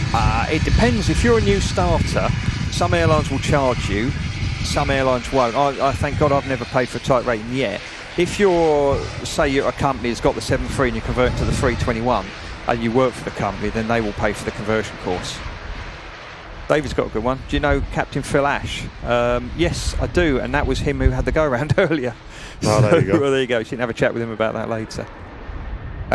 We've talked about that St Martin one. Yeah, why did it take so long to clear the runway? Probably because the landing gear had gone through the top of the wing, and yeah, they'd have to. I don't know how the hell you'd get that off. I've seen it before where they put like a big inflatable bags under, sort of lift the plane up. If the gear sort of collapsed, you can lift the plane up with these massive inflatable bags, and then they can put the gear down, put the pins in to lock it all in place. But when it's actually gone through the top of the wing, you'd have to get, I don't know, you'd do it. You'd have to get some, like a big skateboard or something, wouldn't you? Wheel it off. Wouldn't you? Yeah, it's weird. Yeah. What's the difference between the Airbus flight controls laws and you use them out of the sim? Thank God, no. We've done it in the sim. Yeah, I mean, you've got normal law, which you fly around in most of the time. You've got your two little green marks on the primary flight display, and the little green marks everywhere, and then you end up in alternate law, which is the degraded mode. So certain ones turn to exit. You get alternate law with protections, alternate law without protections. Really good tip for you flight sim guys as well. We'll have to show you this in a video as well. Alternate law plus gear down equals direct law. So if you're in alternate law, as soon as you put the gear down, you're in direct law. Sounds like the Matrix. Does, doesn't it? Yeah. But yeah, direct law is you're manually trimming. You've effectively got a Boeing. You're manually trimming the thing. So when you move the thrust, you move the trim. Yeah, it seems right. The other thing is with alternate law is your roll rate doubles. So in normal law, your roll rate's 15 degrees a second. In alternate law, it's 30. So when I hand over control in the sim and we're in alternate law, I always read my FMAs. If I'm going to hand over the FR, I'll say, right, I'm going to give you control in a minute. Here's what you're getting. You've got speed, out, nav. We're heading towards Dane to hold. MSA 3,500, we're above it.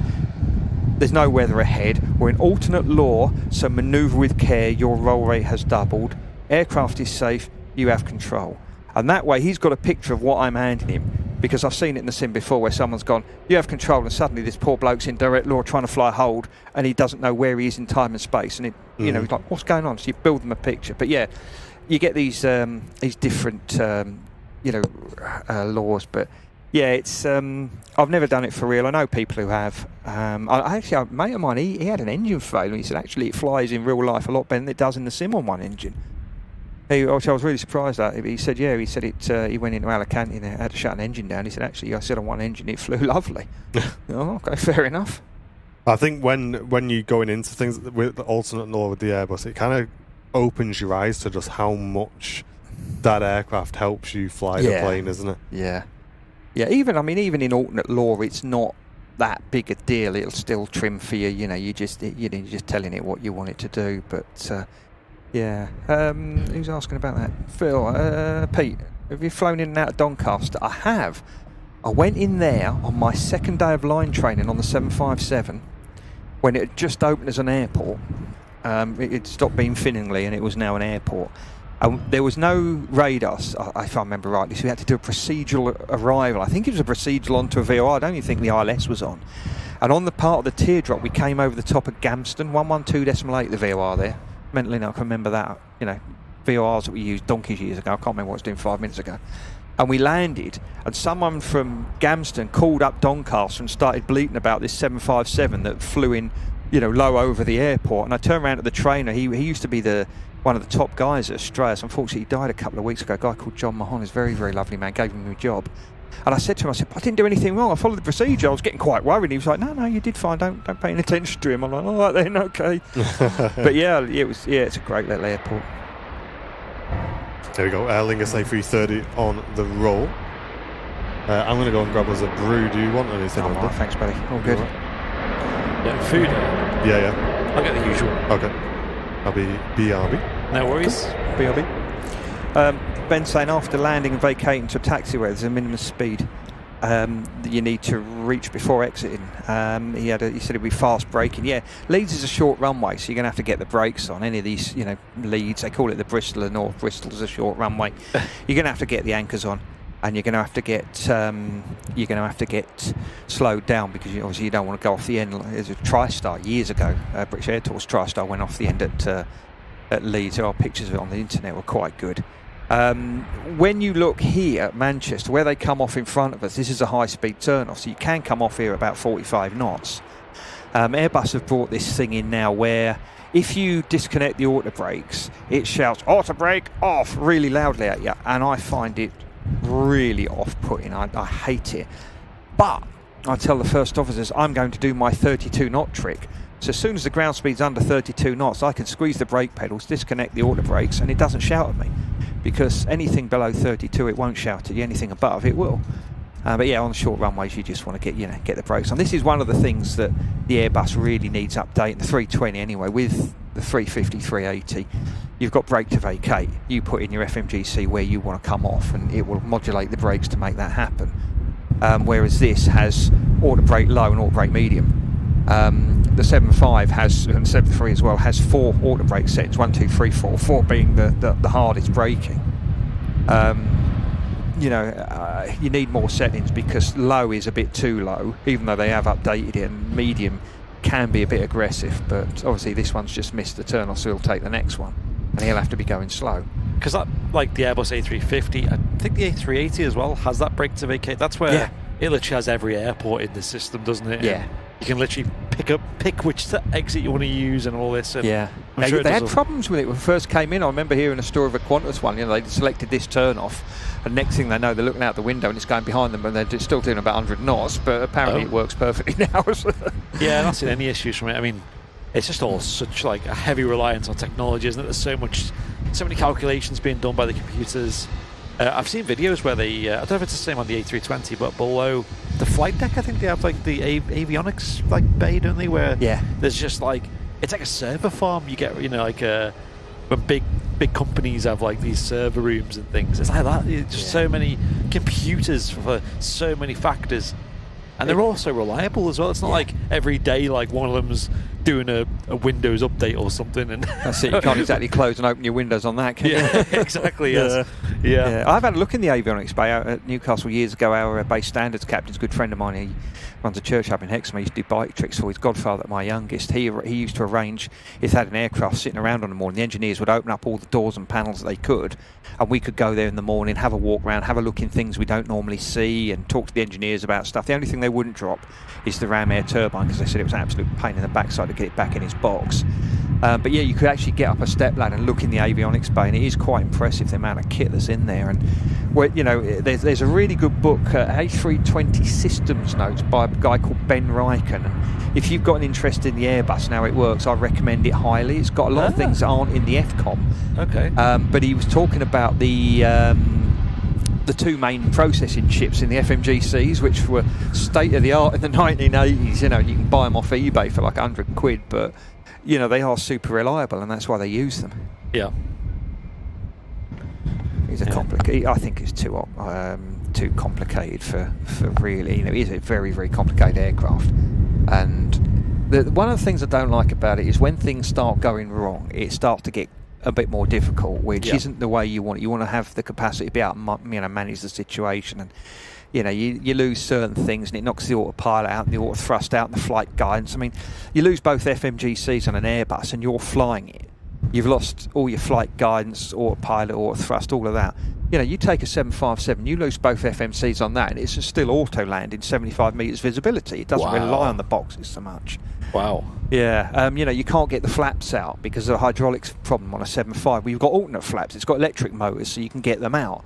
Now, obviously, that weighs. It's got weight having electric motors there, which is why the 7.5 is so heavy and burns so much fuel. But you've got extra stuff there. But anyway. Almost like the 7.5 was quite a good plane, eh? Oh, it's fantastic, right? Yeah. Plane spotting Mike, he's asking which airport's better, Liverpool or Newcastle? I don't know, Mike. I haven't flown out Newcastle for years, but when I start flying out there next year, I'll let you know, mate. There you go. But yeah, Liverpool's great. It's such a good little airport. I love it. As a passenger, it's 10 out of 10. I assume it's for the same reason. A pilot, so small and friendly and easy. Carlos Scotland's asking if they sorted out the nose wheel issue on the 320. As far as I know, I did hear one the other day, but yeah, the big problem that they had where they used to turn sideways, I think, has all been sorted now. You say about Liverpool Airport, it doesn't feel like an airport. It's like Yeah. you don't feel like, you just feel like you're at, like a bus station or something. It's that chilled.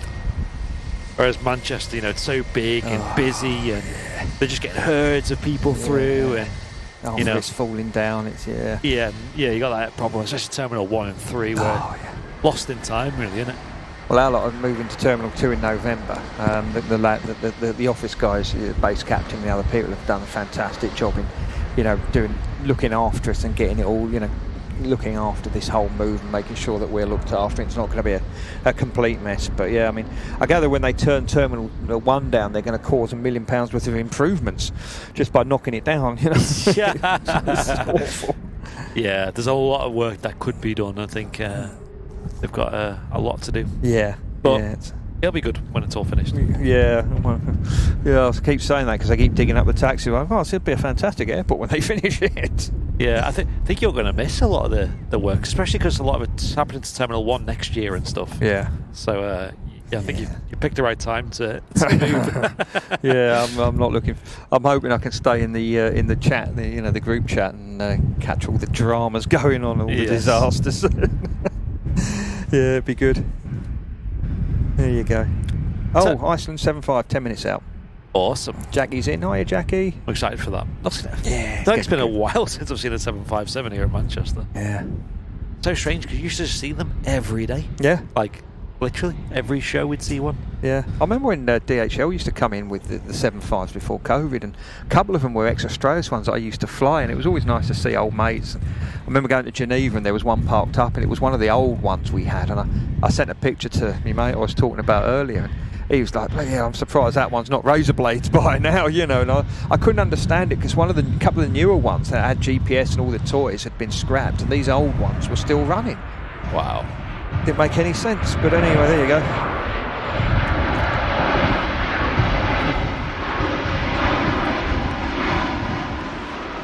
I put a post out on Facebook yesterday about these Virgin Atlantic A350s because it was 5 years ago yesterday we seen the first one here at Manchester.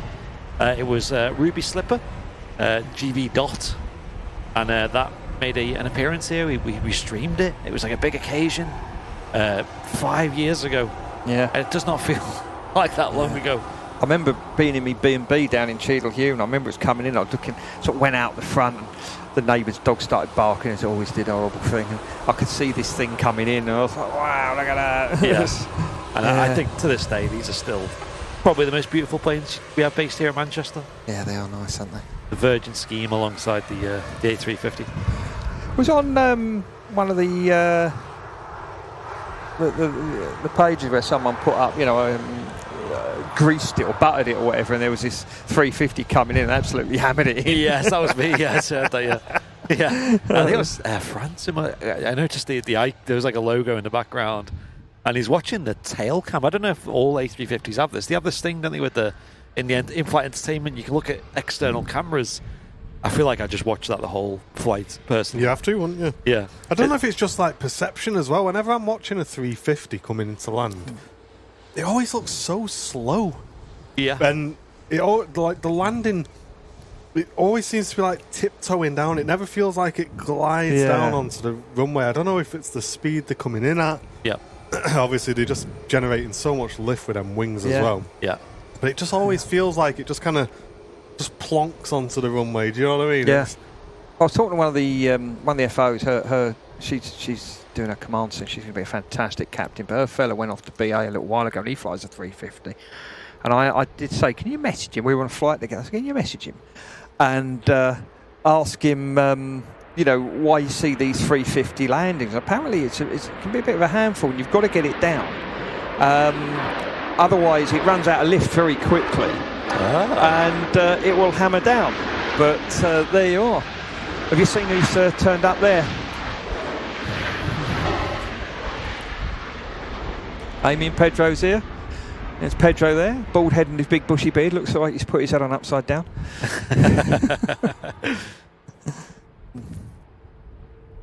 There's a few videos on YouTube of A350 hard landings, and you can just watch it, and it comes in, and it just runs out of lift, and it's just bang. Ooh. Okay. Yeah, it makes you wonder why they don't whack a few extra knots on. Well, we did that in the sim yesterday, didn't we?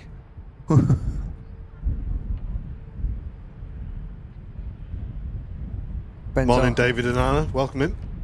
Ben's asking, what process for pilots going through security before a flight? Do you get scanned bags? Do you get scanned your bags checked like passengers? Yes, we do, and they're actually really strict on us because they don't want proxy attacks, which was what used to happen in Ireland years ago in the Troubles. So you know, all our bags are scanned. We're all scanned. You know, and they're really, really strict on us. Oh, Joanna said we plonked in MCO. Like, oh dear. At least you didn't plonk like that, Max, in St Martin.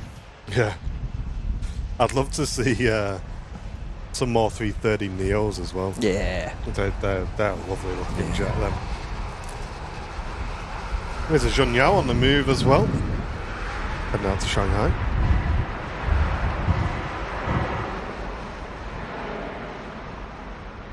But we were on Southside the other day on Monday, doing some filming, and we were doing we were going to do a video on it, but it kind of didn't really amount to much, did it really, Andy? Like, we were trying out S-Log 3 filming, which for anyone who knows a little bit about filming, it's a very adaptable filming profile. It gives you a lot of dynamic range, it gives you a lot of flexibility in edit for colour work and stuff like that. But when it kind of came to it, and we were like, right, well, we've got this footage, there's amazing dynamic range on it, it looks really nice, but we just want it to look natural, and we want it to look pure and real, and what we end up doing is we're just basically just converting it back to Rec 709, weren't we? And it was just like, well, we're doing all this extra work for not really too much gain. So obviously I think if we were doing some more cinematic projects, obviously it would be beneficial, but I think for the most part it just didn't really add much for us, did it, Andy? Yeah, the dynamic range that you see, which is like the difference between the very dark and the very bright on your screen, as you said, it's in Rec 709, and I think that's what you call, it's got 5 stops of dynamic range. So if anyone's ever done photography, editing, you got exposure that goes up by stops. That's 1, or you can do 0.1, or you know, up to 5, and when you get past 5 it's just like washed out and, you know, super bright. And yeah, you can use a S-Log 3, I think. I don't know what that is specifically, but I think it's about 15 stops of dynamic range. But then you're squashing it again, aren't you? So yeah, it's quite situational. It's good for like backlit environments. People like it when, you know, you're filming in a dark room and there's like a bright window and you want to capture the details outside, or you use the example of like a wedding video where, you know, you got the bride and groom and maybe there's like a really bright sky as well, and you want to make sure it's all quite equal. And we've got the Sony A1 there as well, so it's like, let's try and get the most out of it. And this is officially like the most you can get out of it. But at the end of the day, especially when you got like social media, like compressing it doesn't make a big difference, you know. Like maybe like people can pixel peep, and people who really know the difference can maybe see it. But I think it was a quite underwhelming result. Yeah, for the extra workload as well. Yeah, you had to go through every single clip. It's just not worth it. Not worth it. So we didn't end up putting the video out in the end. So I know we did mention earlier on in the week that we were going to be filming a video on that, but yeah, we were just slightly underwhelmed with. I mean, it looked the same, didn't it, at the end? Well, it looked the same, but that's because that's how we wanted it to look. Like, we could have made it look different and really cinematic, but that's not how we want our content to look. So yeah, when you kind of step back from it, it's like, well, what benefits would we get from it? We're not trying to make it look like a film. We're not trying to make it, you know, change the colours drastically. So it really just doesn't add much in the end. But here's the Icelandair 757 next to land, a slightly rarer sight now here at Manchester. So get it logged. Let's enjoy this and get it logged. Get it logged on Fleet Log. Get it logged. We'll whack the audio up as well. Hopefully this aircraft will vacate in front of us. We'll let you guys enjoy this one.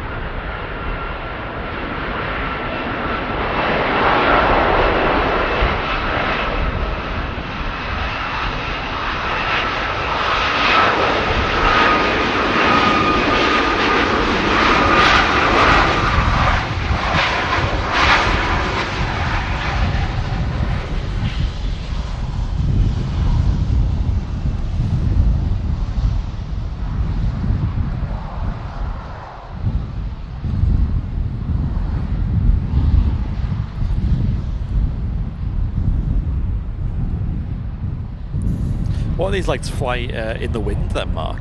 These 757s. They're absolutely brilliant, mate. They're fantastic. They're so much better than the 737 and the Airbus. They're stable, the controls are nicely balanced and harmonised, and it just, because it's a big heavy aircraft, it just, I mean, it's not that heavy compared to the 380, but it is heavy compared to the light twins you see here. It just handles nicely, it goes where you want it, when you want it. You put an input in, it does it straight away, unlike the Airbus where it'll have a little think sometimes and wallows. It doesn't wallow, the Airbus, and it knows the 73 occasionally will wallow. It's a weird feeling, but the 75 is just so stable. You've got loads of power, and when you come in to land, you've got the great big thick wings, so your landing ground effects. As you sort of flare, it cushions you, and you've got the four-wheel trucks. The back wheels can just sort of grease on, and oh mate, I miss it so much.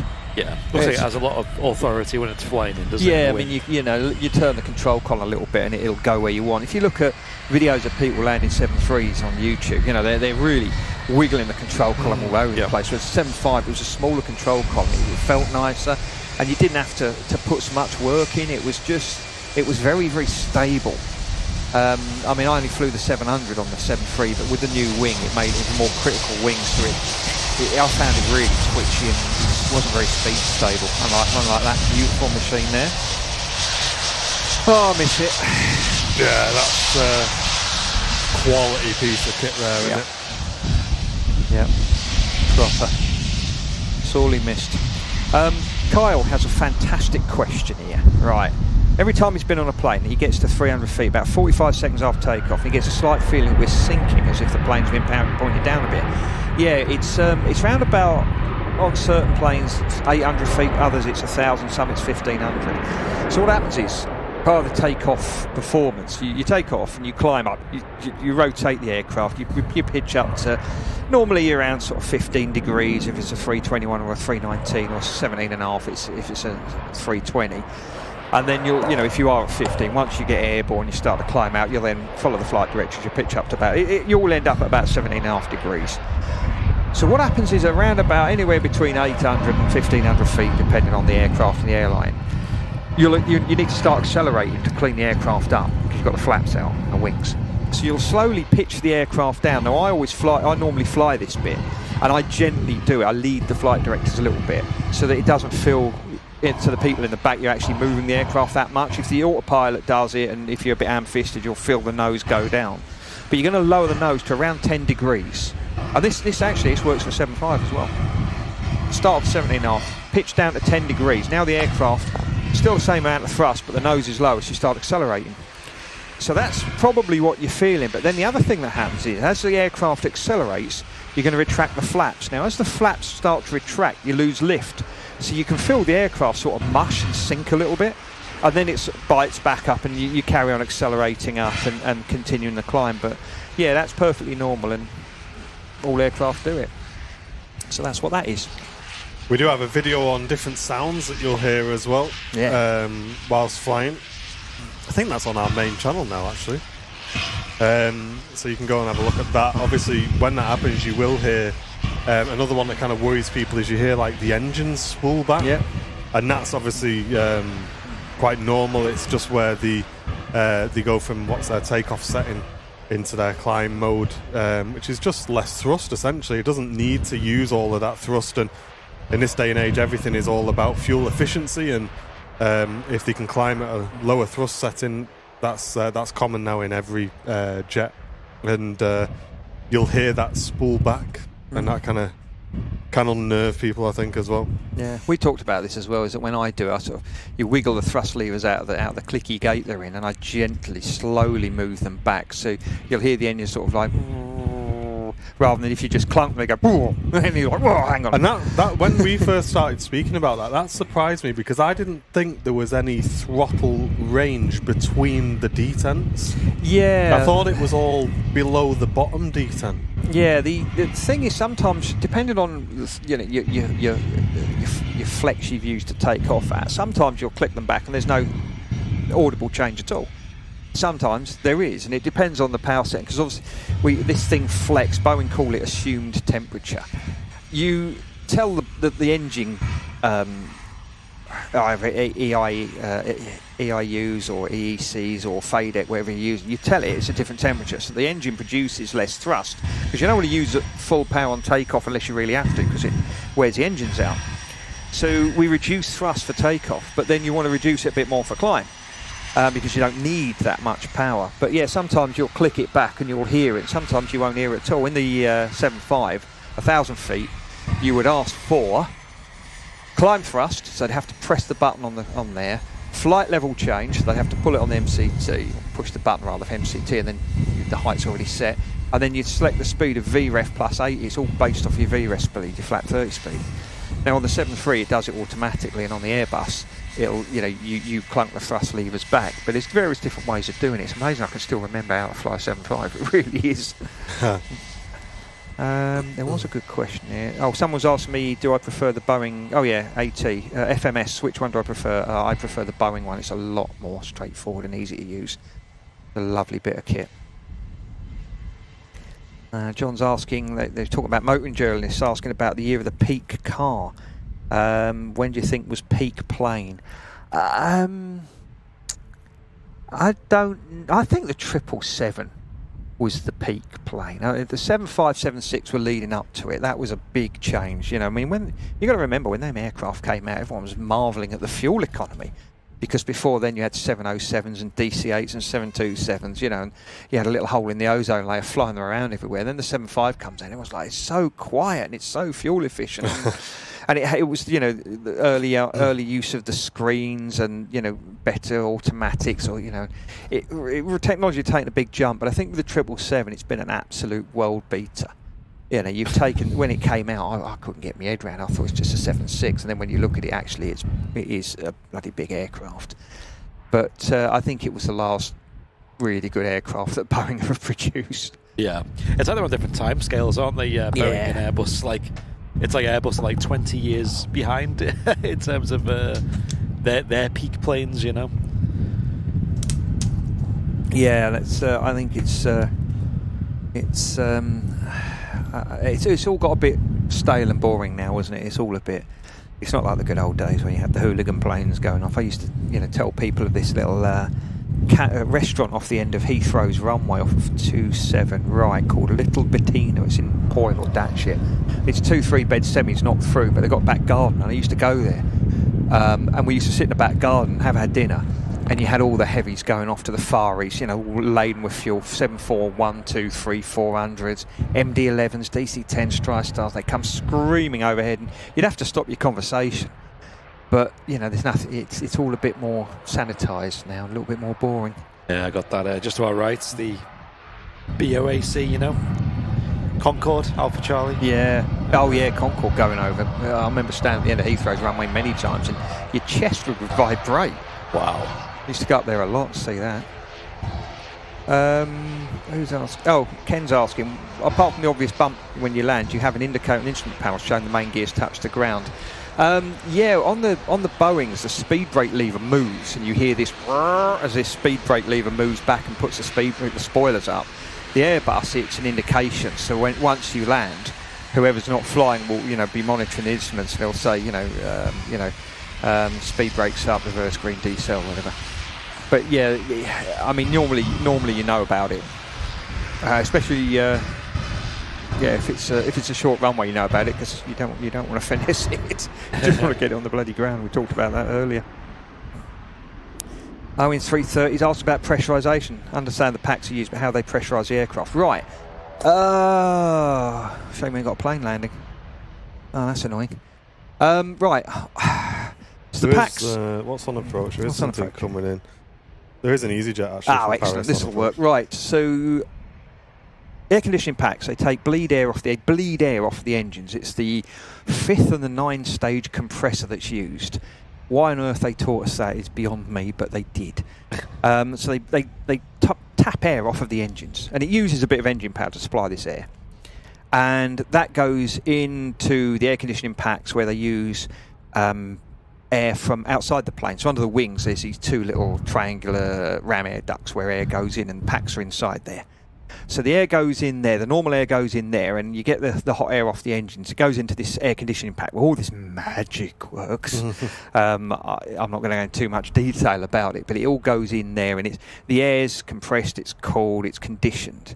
And then what they do, they pump it into the cabin, into a mixer unit, and they use trim air, a little bit of hot air, they trim it off so you can get a fine tuning of it all. And it goes in this mixer unit, and then it's pushed into the plane. Now, at the back of the aircraft, just under the tail, there's a little door.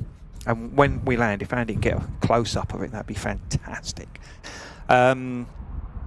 This little door, and it's the outflow valve. And this door, it's got 2 different flaps. It's driven by 3 different little motors. In case one of them fails, you've got 3. And they modulate this door. So up at flight, it's almost closed. And then on the ground, when you land, it actually opens and dumps all the air. So when you start the takeoff roll, it's like blowing a balloon up. When you start the takeoff roll and you apply the power, this door pretty much closes, and it actually pressurizes the aircraft, I think, to about 200 feet above ground level. So when you actually start the takeoff, there's less pressure change and your ears don't hurt, and it's just a nicer experience. And then when it lands, it dumps it all. I think actually it pressurizes the cabin as you come into land as well, puts a bit more on. But once we land, I don't know if you can get the picture, Andy, underneath the wings, at the front of the wings, on the actual body, you might be able to see the inlet for the air conditioning. And then when it comes off at the back of the plane, under the back door, be able to have a look at this outflow valve, and it should be completely wide open. And above the first officer at the front of the overhead panel, there's the pressurization control panel. You've got a manual, so if it's controlled by 2 cabin pressure controllers, and if one of them fails, the other one takes over. If that fails, you can put it in manual mode, and you've got a switch where you can open and close this valve, but it lags by about 10 seconds. So you've got to be really... It's a bit of a funny switch. You've got to have the screen up with where the valve is and start playing about with it to control the pressurization. It's below 10,000 feet, just open the flaming thing and have done with it, and you don't have to worry about it. But I don't know if you'll be able to... Right under the front of the wing, yeah, just there, there's these triangular inlet ram air. I can't see it from where I'm sitting. Yeah, you can't really see them. No, you can't really see them. Okay, never mind. But we'll when we'll get the door when it comes off. Pressurization door. Yeah. Is that door on both sides? Is it No, it's only on. It's only on the side that you're going to see when it comes around the corner behind the back door. Okay. Yeah, you can't really see it. Not the inlets. That's a shame. Oh, hang on. Right, just by the engine, there's where the outlet of the packs is. That square there is the outlet of the pack. Yep. So the inlet's in front of that. Yeah, there it is, just under there. You can see the triangle just right underneath the plane there. Yep. But yeah, at the back, just behind the back door. Oh no, it's on the other side. Damn it, it's on the other side. Yeah, it's on the other side. That's a shame. But yeah, there's a little door. You'll see it anyway on. You probably see it on the 350, to be honest. Yeah. I think it's got 2. I think it's got one on either side. But yeah, there's this little door that opens and closes, and you can change the pressurization of the aircraft with that. But yeah, that's air conditioning anyway, and pressurization. So can that change with an aircraft's age, for example? Because we always go, oh, this plane's quite old, you can feel the pressurization's not very good. Or is it more down to like the aircraft type and how the pilots... I don't know. I mean, I know when I first started going on Airbuses as a passenger years ago, my ears always hurt. Yeah. And I know my wife and me little, and their ears always hurt. I think the wife's a bit better now, but they do always hurt. Yeah. Get used to that as a pilot, I guess. Yeah, you do. With the pilot, you do. But yeah, I don't know. I think as technology improves, they make it a bit more nicer and a bit more better for people. We found that on the Maxes, especially, they're not very good. Are they Put it not? that way, yeah. Especially on like a newer plane. Whereas we've told you before that the 757 flight we flew on when Dakota was just 2. Yeah. We had all these suites ready and things. And, Yeah. And honestly, none of our ears popped once on that flight. And that was a plane that was like 36 years old at the time. So it's obviously not down to the aircraft's age. It's just down to different ways. 7.5 always had good ones. There's an EasyJet about to taxi out of Lima, so you'll see that door on that. Oh, yeah. You'll be able to see it on that tap if he turns right in a minute. Yep. He turns right, you'll be able to see it. It's just below the back door.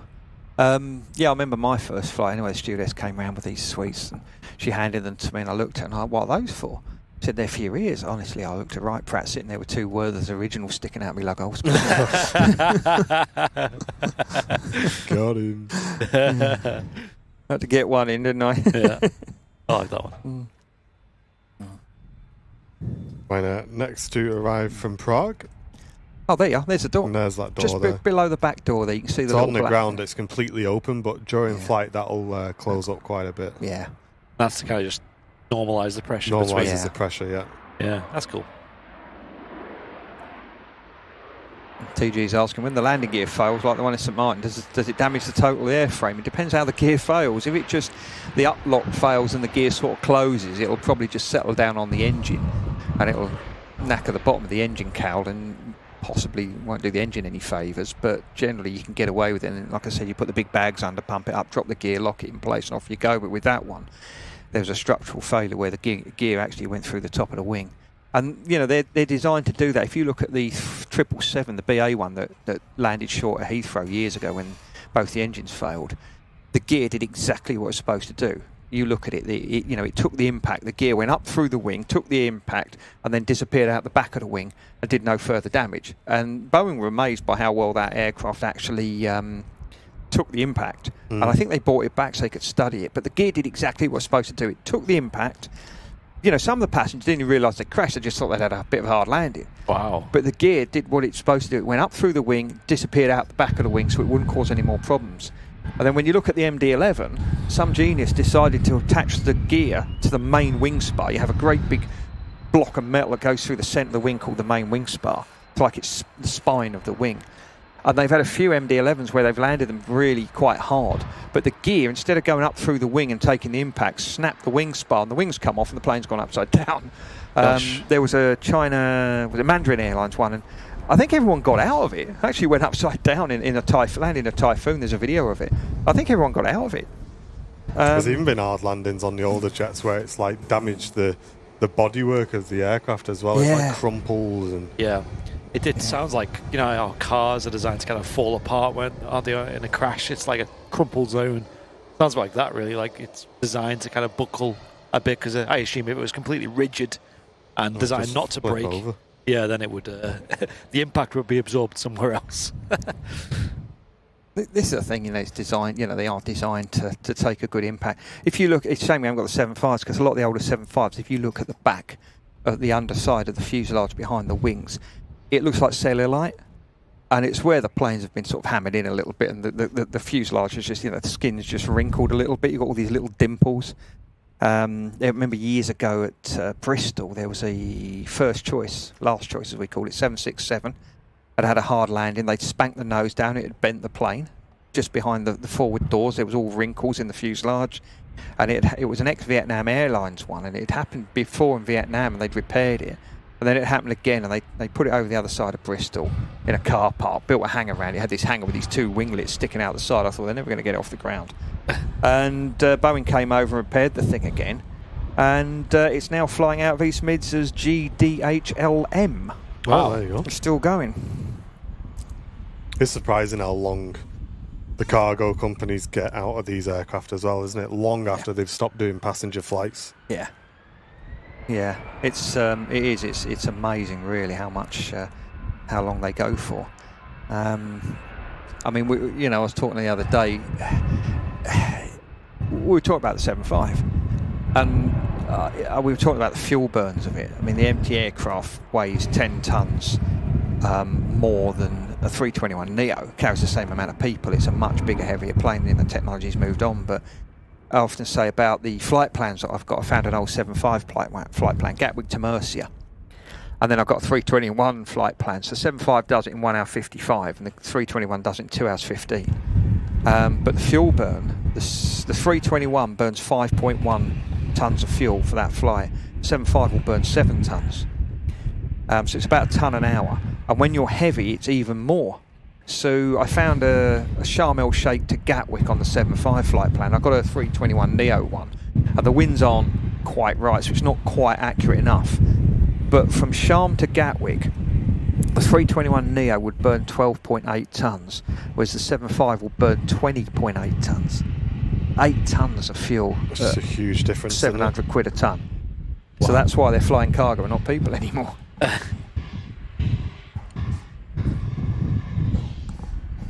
It's EasyJet.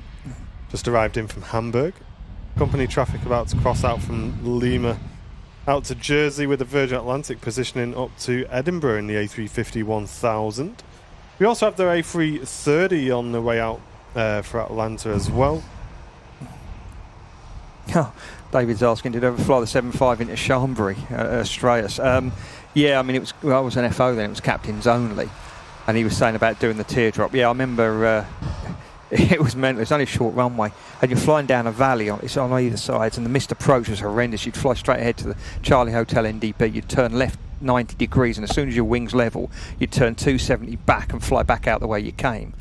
And the circle, you'd come down, you'd break off, and bearing in mind there's a mountain coming up next to you, you then fly over as little as the mountain as possible, follow a road to a hospital. You then turn around the hospital and land on the opposite runway. Luckily the 75 could land with 15 knot tailwind, but any more than that you have to do the circle. I remember watching this crazy Russian in a Vim Airways 75 with Pratt & Whitney engines do that in cloud. And I called the captain, I said, come watch this, we're going to watch a plane crash here. And they broke off, and they're flying level, next to a mountain, but well below, the top of the mountain, in cloud. And every so often you'd see a hole in the cloud, you see this purple and white thing. And, I just watched it, and I thought, there's no European airline would even entertain trying that. But these Russians went and had a go, and they somehow got in, thank God. Crazy, isn't it? Mental. The difference between regulations or lack of thereof, I guess. Karma Scotland saying they're going Glasgow Jerseys at 319 or 320 can manage the short runway. They both can. I was in Jersey a few weeks ago on a 320. I remember flying with a guy from BA. He used to go in there in a Trident, and Tridents were notoriously known for not having good brakes. And he said he used to, I think his phrase was, scare himself fartless going in there.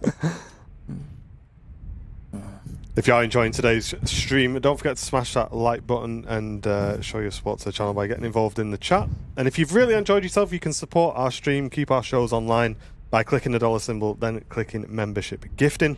We will be doing a giveaway if we do hit 50 members today as well.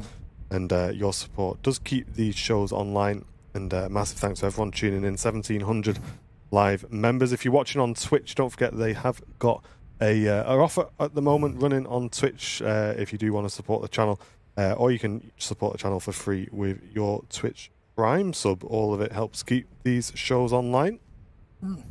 Graham's saying he's been told trying to yarn can help balance out your ears. I've never heard that one before. Might get me a little bit to try it next time. My chat's frozen, so I'm a little bit behind, so I've just had to refresh it and trying to so I'm a little bit behind what's going on. Yeah, playing catch up at the moment. Kyle was asking, was I nervous on my first takeoff? When I learned to fly a little bit, first ever as a passenger I was, because I'd never flown before. My first solo flight in a light aircraft, when you do your first solo, I was a bit nervous on that one. And I was on my first takeoff on a jet as well, because it was doing the old base training. It was obviously in the 7.5. But yeah, I mean now it's a normal occurrence. Your first solo flight must be wild. Like, it must be so magic, but also like say nerve-wracking as well. Just you in a plane. Yeah.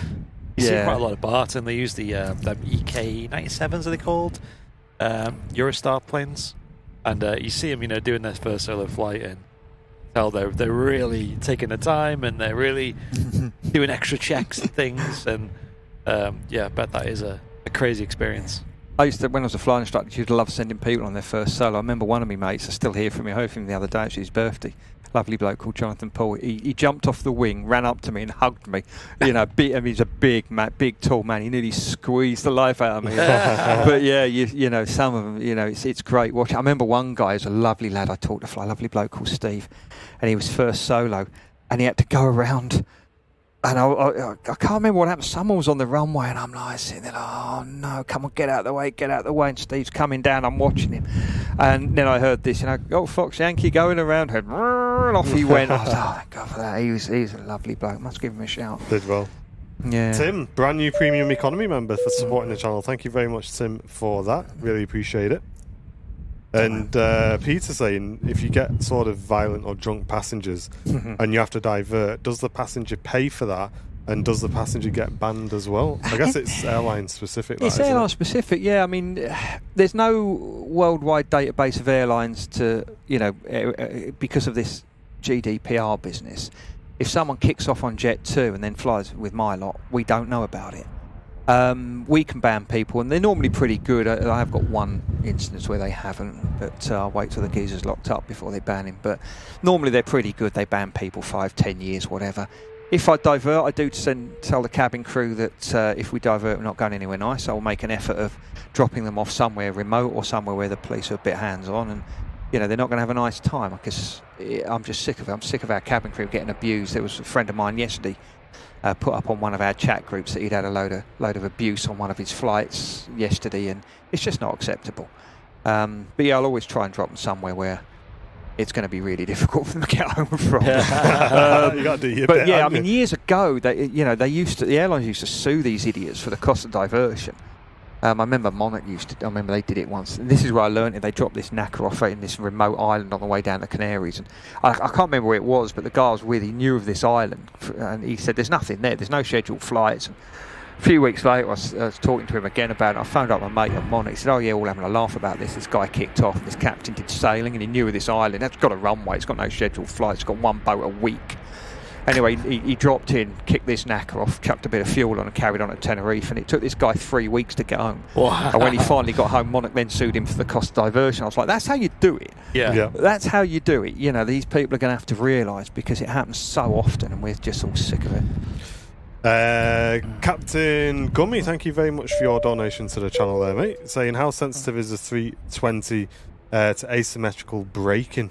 And again, that's something, to be honest, that on the sim it's probably more exaggerated than real life, I would have thought. Yes, yeah. I mean, they gave us a scenario in the sim recently where it was a straightforwardish failure, but they failed the nose wheel steering, and you had to use asymmetric braking to get it to steer it.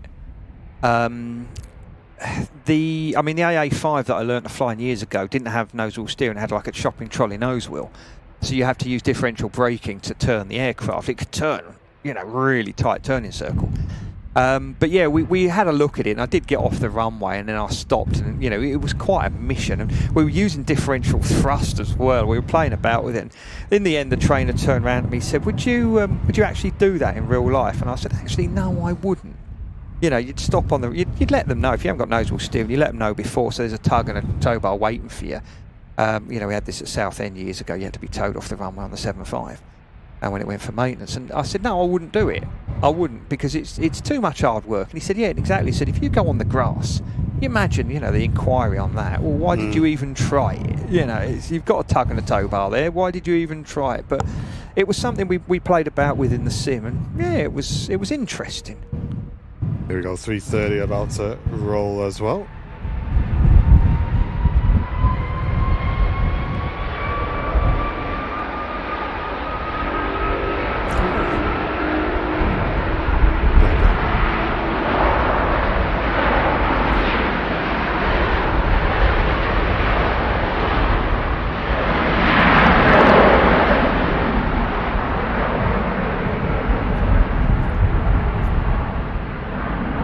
And a really good question from Paul, actually, saying, what do you think the next big innovation in aviation is going to be? And he says blended wings, open fans, etc. I saw a story, maybe on Twitter or somewhere, that Airbus are currently designing or working with manufacturers to come up with an open fan option for engines.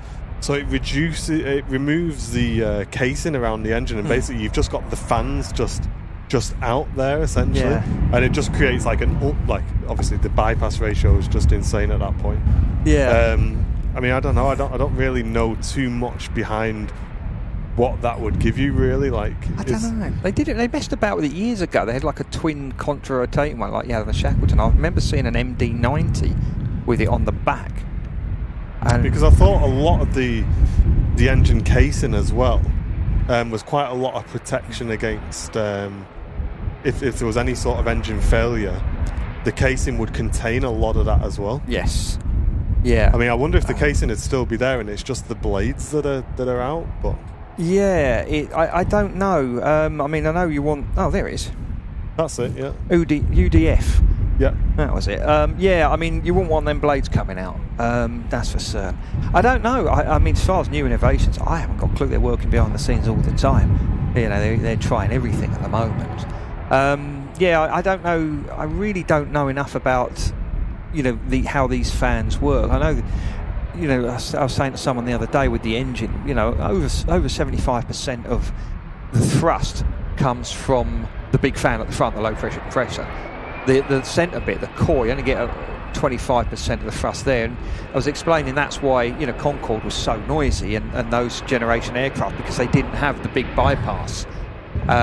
So all the thrust was coming from the noisy bit in the middle. And the other thing is having the big fan on the front and the air flowing around the centre of the core actually quietens the engine down, so it makes it a lot more nicer. Yeah, I don't know with these engines. You know, they've been messing about with it on and off for years. You see the A400 going in and out of Newcastle a lot. They've got the, you know, like the new generation turbofans with all the blended blades and that. They look very smart, but for jet aircraft, I don't know. I mean, they keep on about electric planes as well. Yeah, we'll see about that one. Yeah, looking into it. So they're testing with CFM to basically make an open blade engine essentially. So there's two sets of blades there. The rest of the engines combine.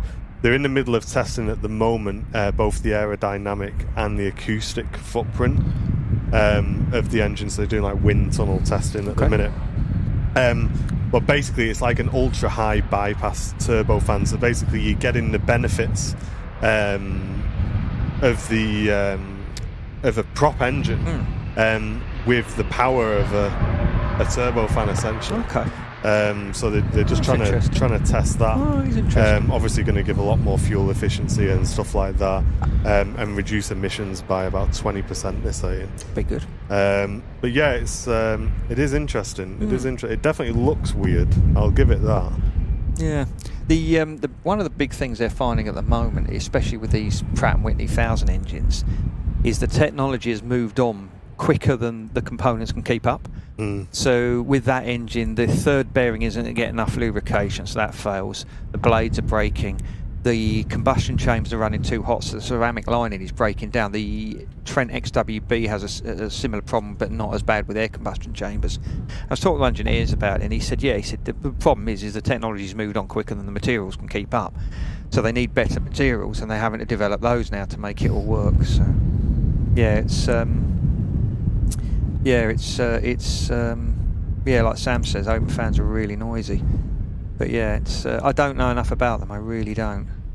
Yeah, so basically, I'm just doing a quick bit of googling just because I saw the story, but I didn't go in and read it. But they're basically saying that obviously removing the enclosing around the fans increases the bypass ratio from 11-1 to 60-1. Whoa! So the fuel consumption obviously is massively reduced.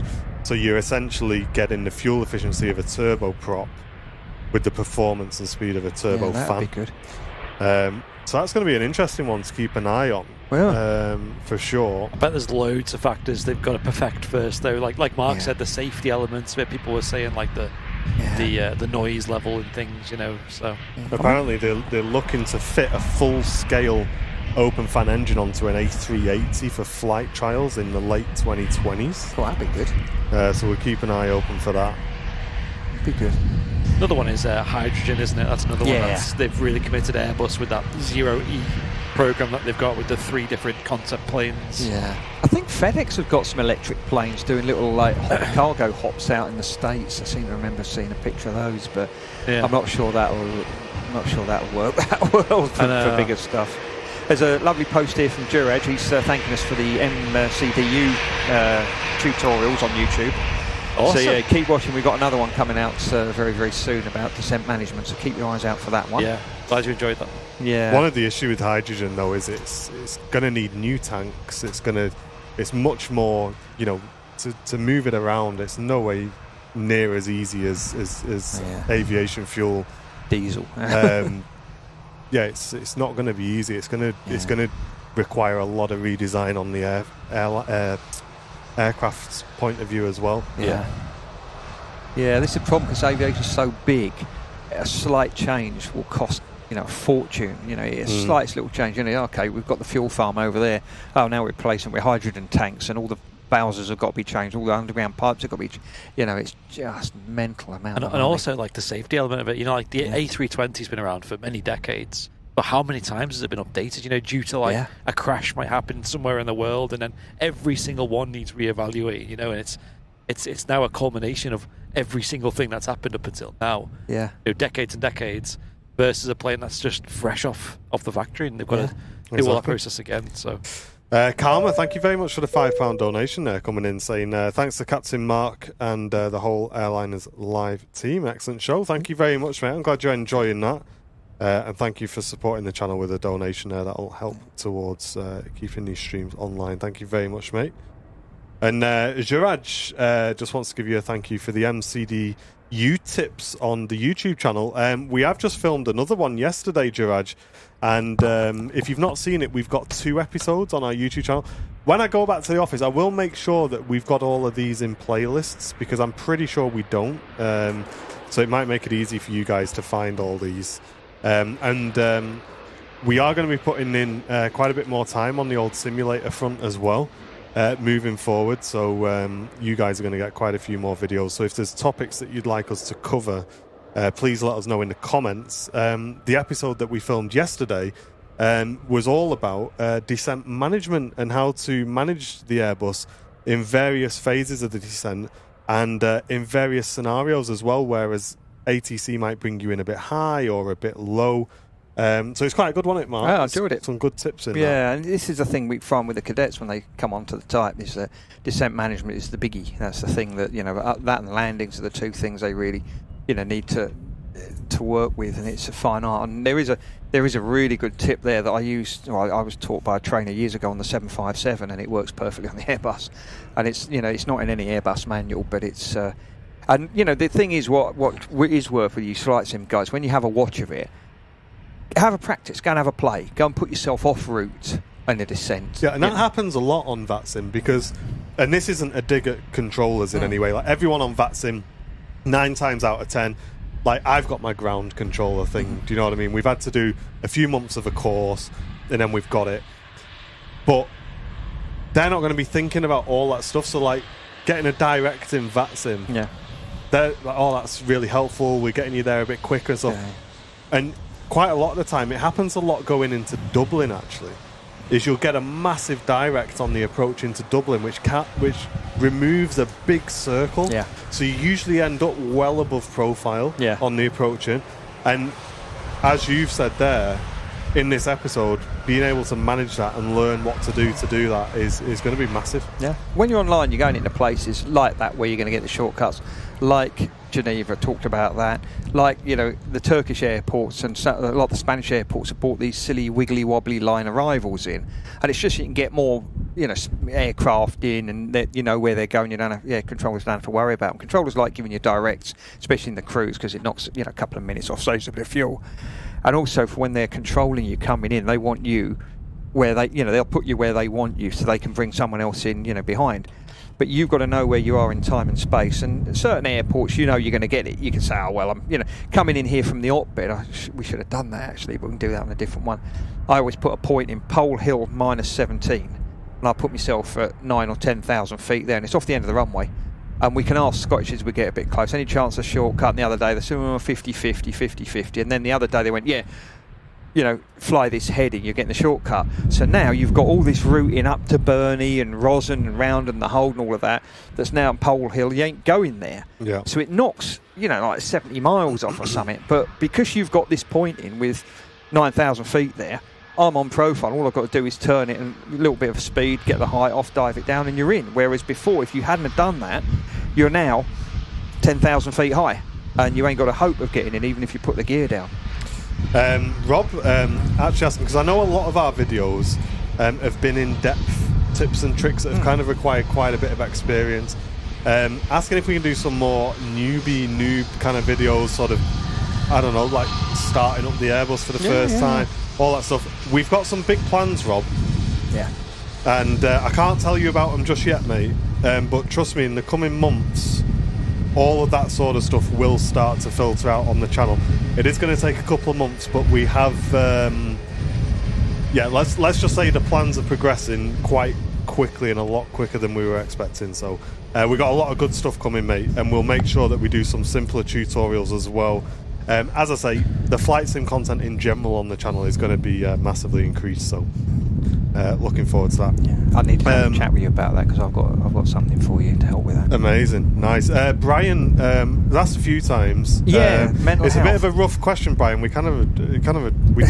you don't really want to get too much into stuff like this, Brian, because I think it requires a lot of speculation. But I guess in a nutshell, it's up to you if you want to go into it. Yeah, it's fine. I mean, it depends on the airline. I mean, the airline I've got are very, very good. I had, I'm quite open about it. A couple of years ago, I had 4 months off with burnout through the workload and everything, and the support I got was fantastic. Some airlines are better than others. Some airlines, one that shall remain nameless, that I do not work for, and I hope I never will. The captain had a bereavement that day, phoned up, or a couple of days before, whatever, phoned up crew and said, this has happened in my family, someone very close to me, very, very close, and they said, get yourself in and fly the plane and find another job. And he had quite an incident, I think, going into Rome. Whereas other airlines, like the one I work for, and most of the airlines are pretty good, and they will look after you. You've got that's problems. just unbelievable. I think that's criminal. That's got to be you've got the wrong person on the wrong day. I can't imagine. I will just interrupt this a little bit because the 380 is on approach. But I know you've mentioned before a few times as well, whenever something's happened or you've woke up and you've really run down and stuff like that. For you, it's just a quick call. It's a quick phone. You've got fatigue. If you're fatigued, you're off duty. There's no questions asked. You file a report and and that's I think that's an example of a company taking it really seriously. Yeah, they're really good like that. Really, really good. Yeah, we'll get some videos together, Rob. Don't worry about that, mate. And Nigel with a £10 donation before the 380 touches down, saying thanks for a really interesting stream, keeping me occupied on the one day of the year I struggle with. 6 years ago today, I lost the love of my life. So rest in peace, Carolyn. She would have loved these streams. Nigel, I'm really sorry to hear that, mate. In some ways, I'm glad that we could be live for you today, mate. I really am. And I'm glad that it was a show where we had Mark on as well. It's been a nice, interesting stream. Chat, you know what to do. Fill the chat with love for Nigel there, mate. And it's great to have you in the community, Nigel. I know you're involved a lot. And like I say to everybody, mate, I'm sure she's got the best view in the house now, pal, looking at all these planes. So thank you very much for your donation as well, mate.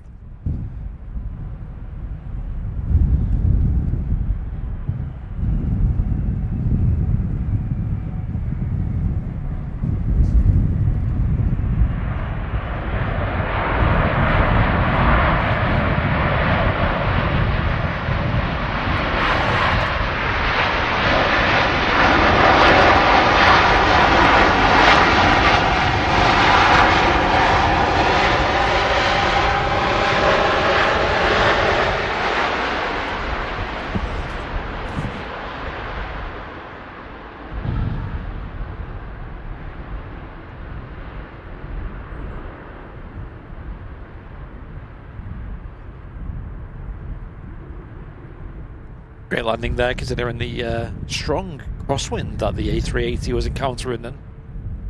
Yeah, it was. It got a bit of a lean over to the left on approach there, that 380.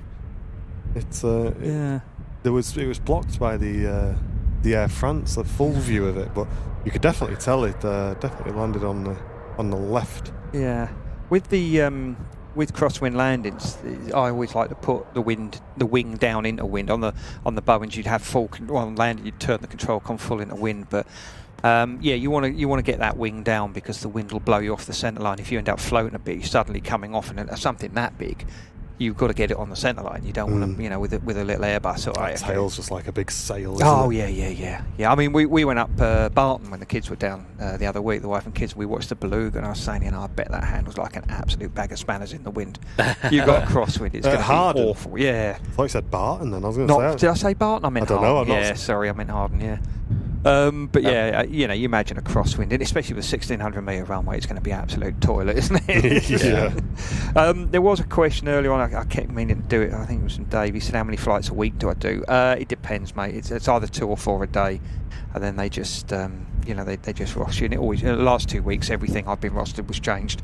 So I haven't done anything I was rostered in the last 2 weeks. So, well, let's see what this week builds, eh? 2 flights a day. I fly all day, mate. I had my mate he was flying the cargo, he was moaning because he was doing like, you know, 600 hours a year. I was like, mate, I'll do that in a day. Got a great question here from 737 Max fan DJ CB. Well, let me quickly thank Bevs actually for your gifted Bevs. membership. Thank you, Bevs, for that. Hello, darling. I'll message you later. I've got some stuff to send you. Have I ever flown a 737 Max, and do you think you handle well if you do? No, I've never flown a Max, never want to. I flew the 700 and that was bad enough. I didn't like it.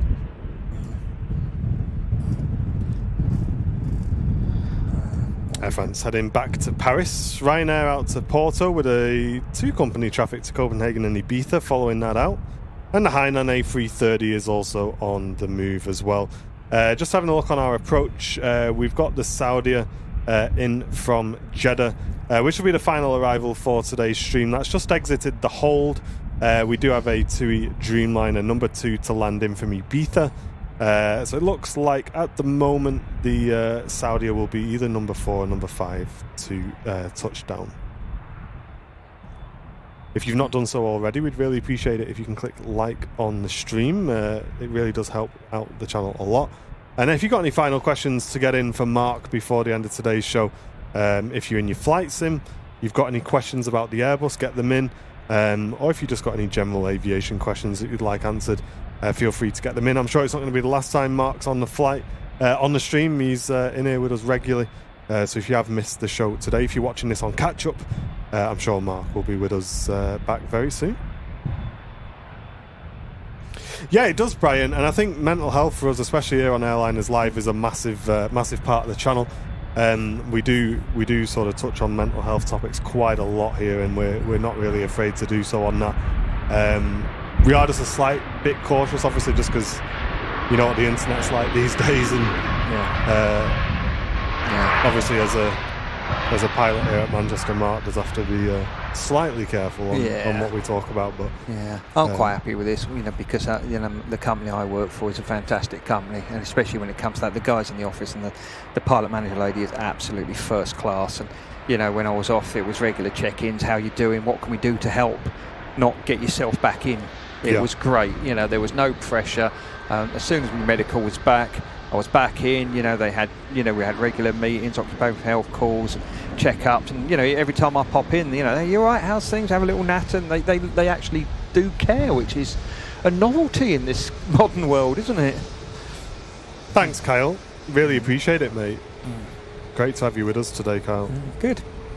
Duraj is asking, do I have fixed destinations? It's just whatever the airline needs to cover. You get a roster on the 17th of each month, and in the summer that normally changes quite a lot because of all the disruption, the delays and everything.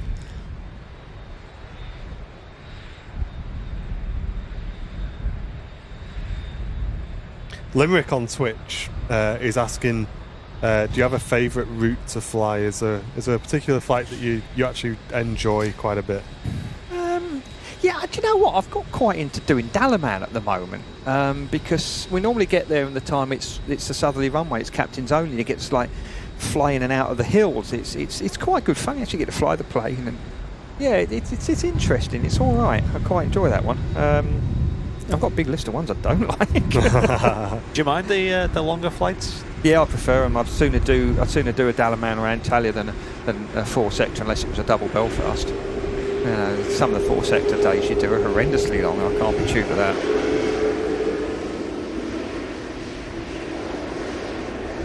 Hey, Scary, welcome back. Good to have you with us. Hello, mate.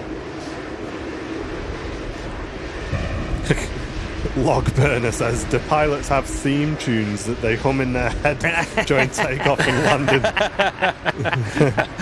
I need one, I think. You can always go around.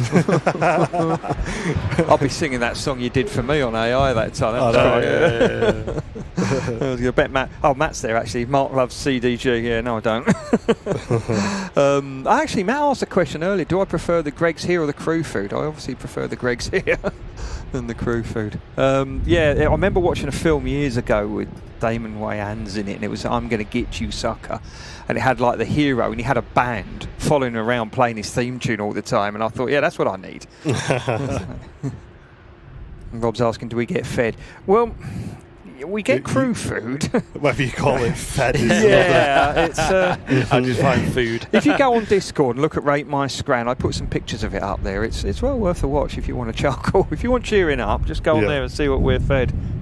I need to put a picture. I've got no lad who's out in Qatar, and he put a picture up of the food he got, and it was out of this world. You know, it was really restaurant quality stuff where the people who supply our crew lost the contract for the prisons. So that gives you an idea how good it is. You know, it's not good enough for murderers, but it's all right for you. I'm trying to think what else I like Belfast. Have you done Geneva? Yeah, I like Geneva. Geneva's a nice approach, yeah, you isn't get it? nice views coming in and out of there. That's good. I think of ones I fly in the sim that I really like. Yeah. Geneva's Mikey's like, mega. that's right. Mikey asked about Malaga. Apparently they're doing a load of works. Yeah, Malaga's all right. It's awkward coming in over the mountains, though, isn't it? You have to dive down a little bit. Yeah, when you look at the arrival, it gives you like steps to step down at. You step down at this side, step down at that one. You've got to follow that. I've had it twice. I mean, not in recent years, but years ago. You always see on the ATIS, controller on job training monitored. As soon as you see that, you think, oh, here we go. Twice they gave us a heading to steer that went towards a hill, and then they forgot about us. We're like, we need to turn now, you know. Alicante's all right. That's not a bad day out. Barcelona used to be a right pain in the backside. It used to be the airport where we had the most amount of TCAS resolution advisories where you're too close. But yeah, it's all right. It's not a bad day out. The controllers get a bit overwhelmed when it's busy. Palmer's the air traffic can be a bit hit and miss in the summer, but that's not a bad day out. Madrid the controllers are very sharp. It's just a pain in the backside of an airport. It's big. Amsterdam's great for such a big airport. It's just great. Everything runs. You know, the ATC's great. It's just so good. Iceland's all right if the weather's all right. Trying to think where else. Oh, Reyes. Yeah, Reyes is nice. I went there on the stretchy jet a little while ago. Palmer's all right. Gets a bit maxed out in the summer when everyone is well and his wife's coming in. I remember being on the ground frequency. We just landed and we had the ground frequency, and the Ryanairs were rowing with the Air Berlins, who were rowing with the Lauders about who called first, and in the end the controller went, that's it, this frequency's closed for 10 minutes, and he just went off. Everyone's just rah, rah, rah, rah, at each other. We're sitting there like, I hope this sorts itself out by the time we need to go, and thank God it had. But yeah, it was no way. Matthew's asking, what's the record number of sectors you've done in a single day? 6. Bristol and back, Belfast and back, Bristol and back. Used to do 6 sectors and 5 sector days out in Newcastle years ago. That was a pain.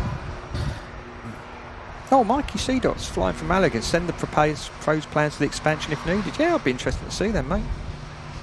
Spartan on Switch says, is it true that ladies are into pilots just like they are in the movies? I said, we've had 10 trying to kick the door down on the booth just today. Yeah, well, I call them the flight deck floozies. They're great, and there's some of them, they track me around the skies, you know, not just the ladies, a few of the blokes do as well, but my wife actually put up on the Facebook group, she said, I don't ask him what he's doing, I just come on here and find out what he's doing each day, because you lot all know where he's going. And, but yeah, it's quite good. One of them tracks me, well, Bevs is one of them, Paul is another one, always tracking me. I feel quite safe knowing they're watching after me, you know. Duraj is saying, do you fly over to Split? Yes, I do go to Split, and Dubrovnik. You do a core food, do you do as well? Yeah, we've recently, our airline's recently made that captain's only. There was an incident on landing recently, and they just went, "Oh, captain's only," because it is.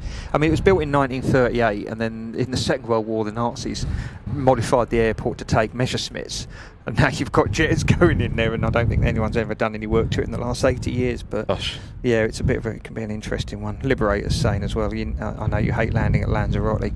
Yeah, I'm not a fan. The other Canaries are all right, just a bit windy. Feels like it's always windy down there. Yeah. Especially in the winter. Yeah, Matt's saying I have to lock the tail door when Mark's on in a date with the Myra's. I know they're all out there, mate. It's banging on the door. Why do you think I wear my pilot t-shirt every time I'm streaming? That's it, mate. That's it. Yeah, that's why I come whenever I'm at the RVP. All the regulars will tell you I always turn up and wearing a jumper or something. I'll try and hide the uniform because yeah. There you go. We've got so we did another Fear of Flying video the other month, which is up on our YouTube channel. So we've done 3 episodes now? Question mark. I think so. Yes, 3. So we've done 3 episodes. So if you haven't watched all of those, chat, they will be there. As I say, when we get back to the office, I will get these organised a bit better so you guys can find them a bit easier. And we do have a lot more content coming with Captain Mark. So. Keep your eye on our YouTube channel for that. Just at the end of today's stream, TG just gifting a membership to Steve Carter. Thank you very, very much for that, guys. And this is our final arrival for today, this Saudia Dreamliner.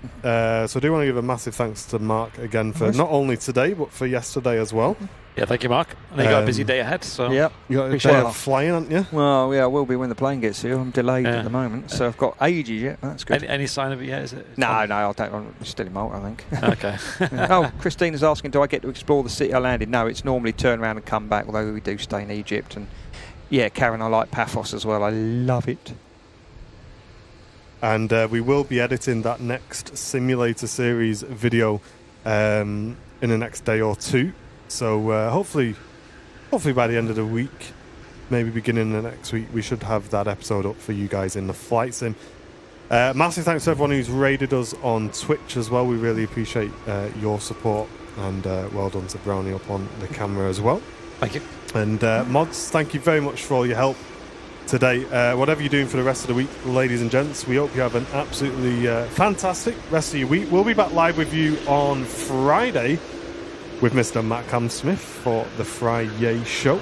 That ledge. And then, of course, we'll be back with you live on Sunday as well for your Super Sunday show, remote cam, of course, as well. So massive thanks to everyone tuning in. Thanks for getting involved, guys. Thanks to Mark again. And we will catch you on the next one. Take it easy. Bye. Ta-ra. For now. Bye-bye. Bye.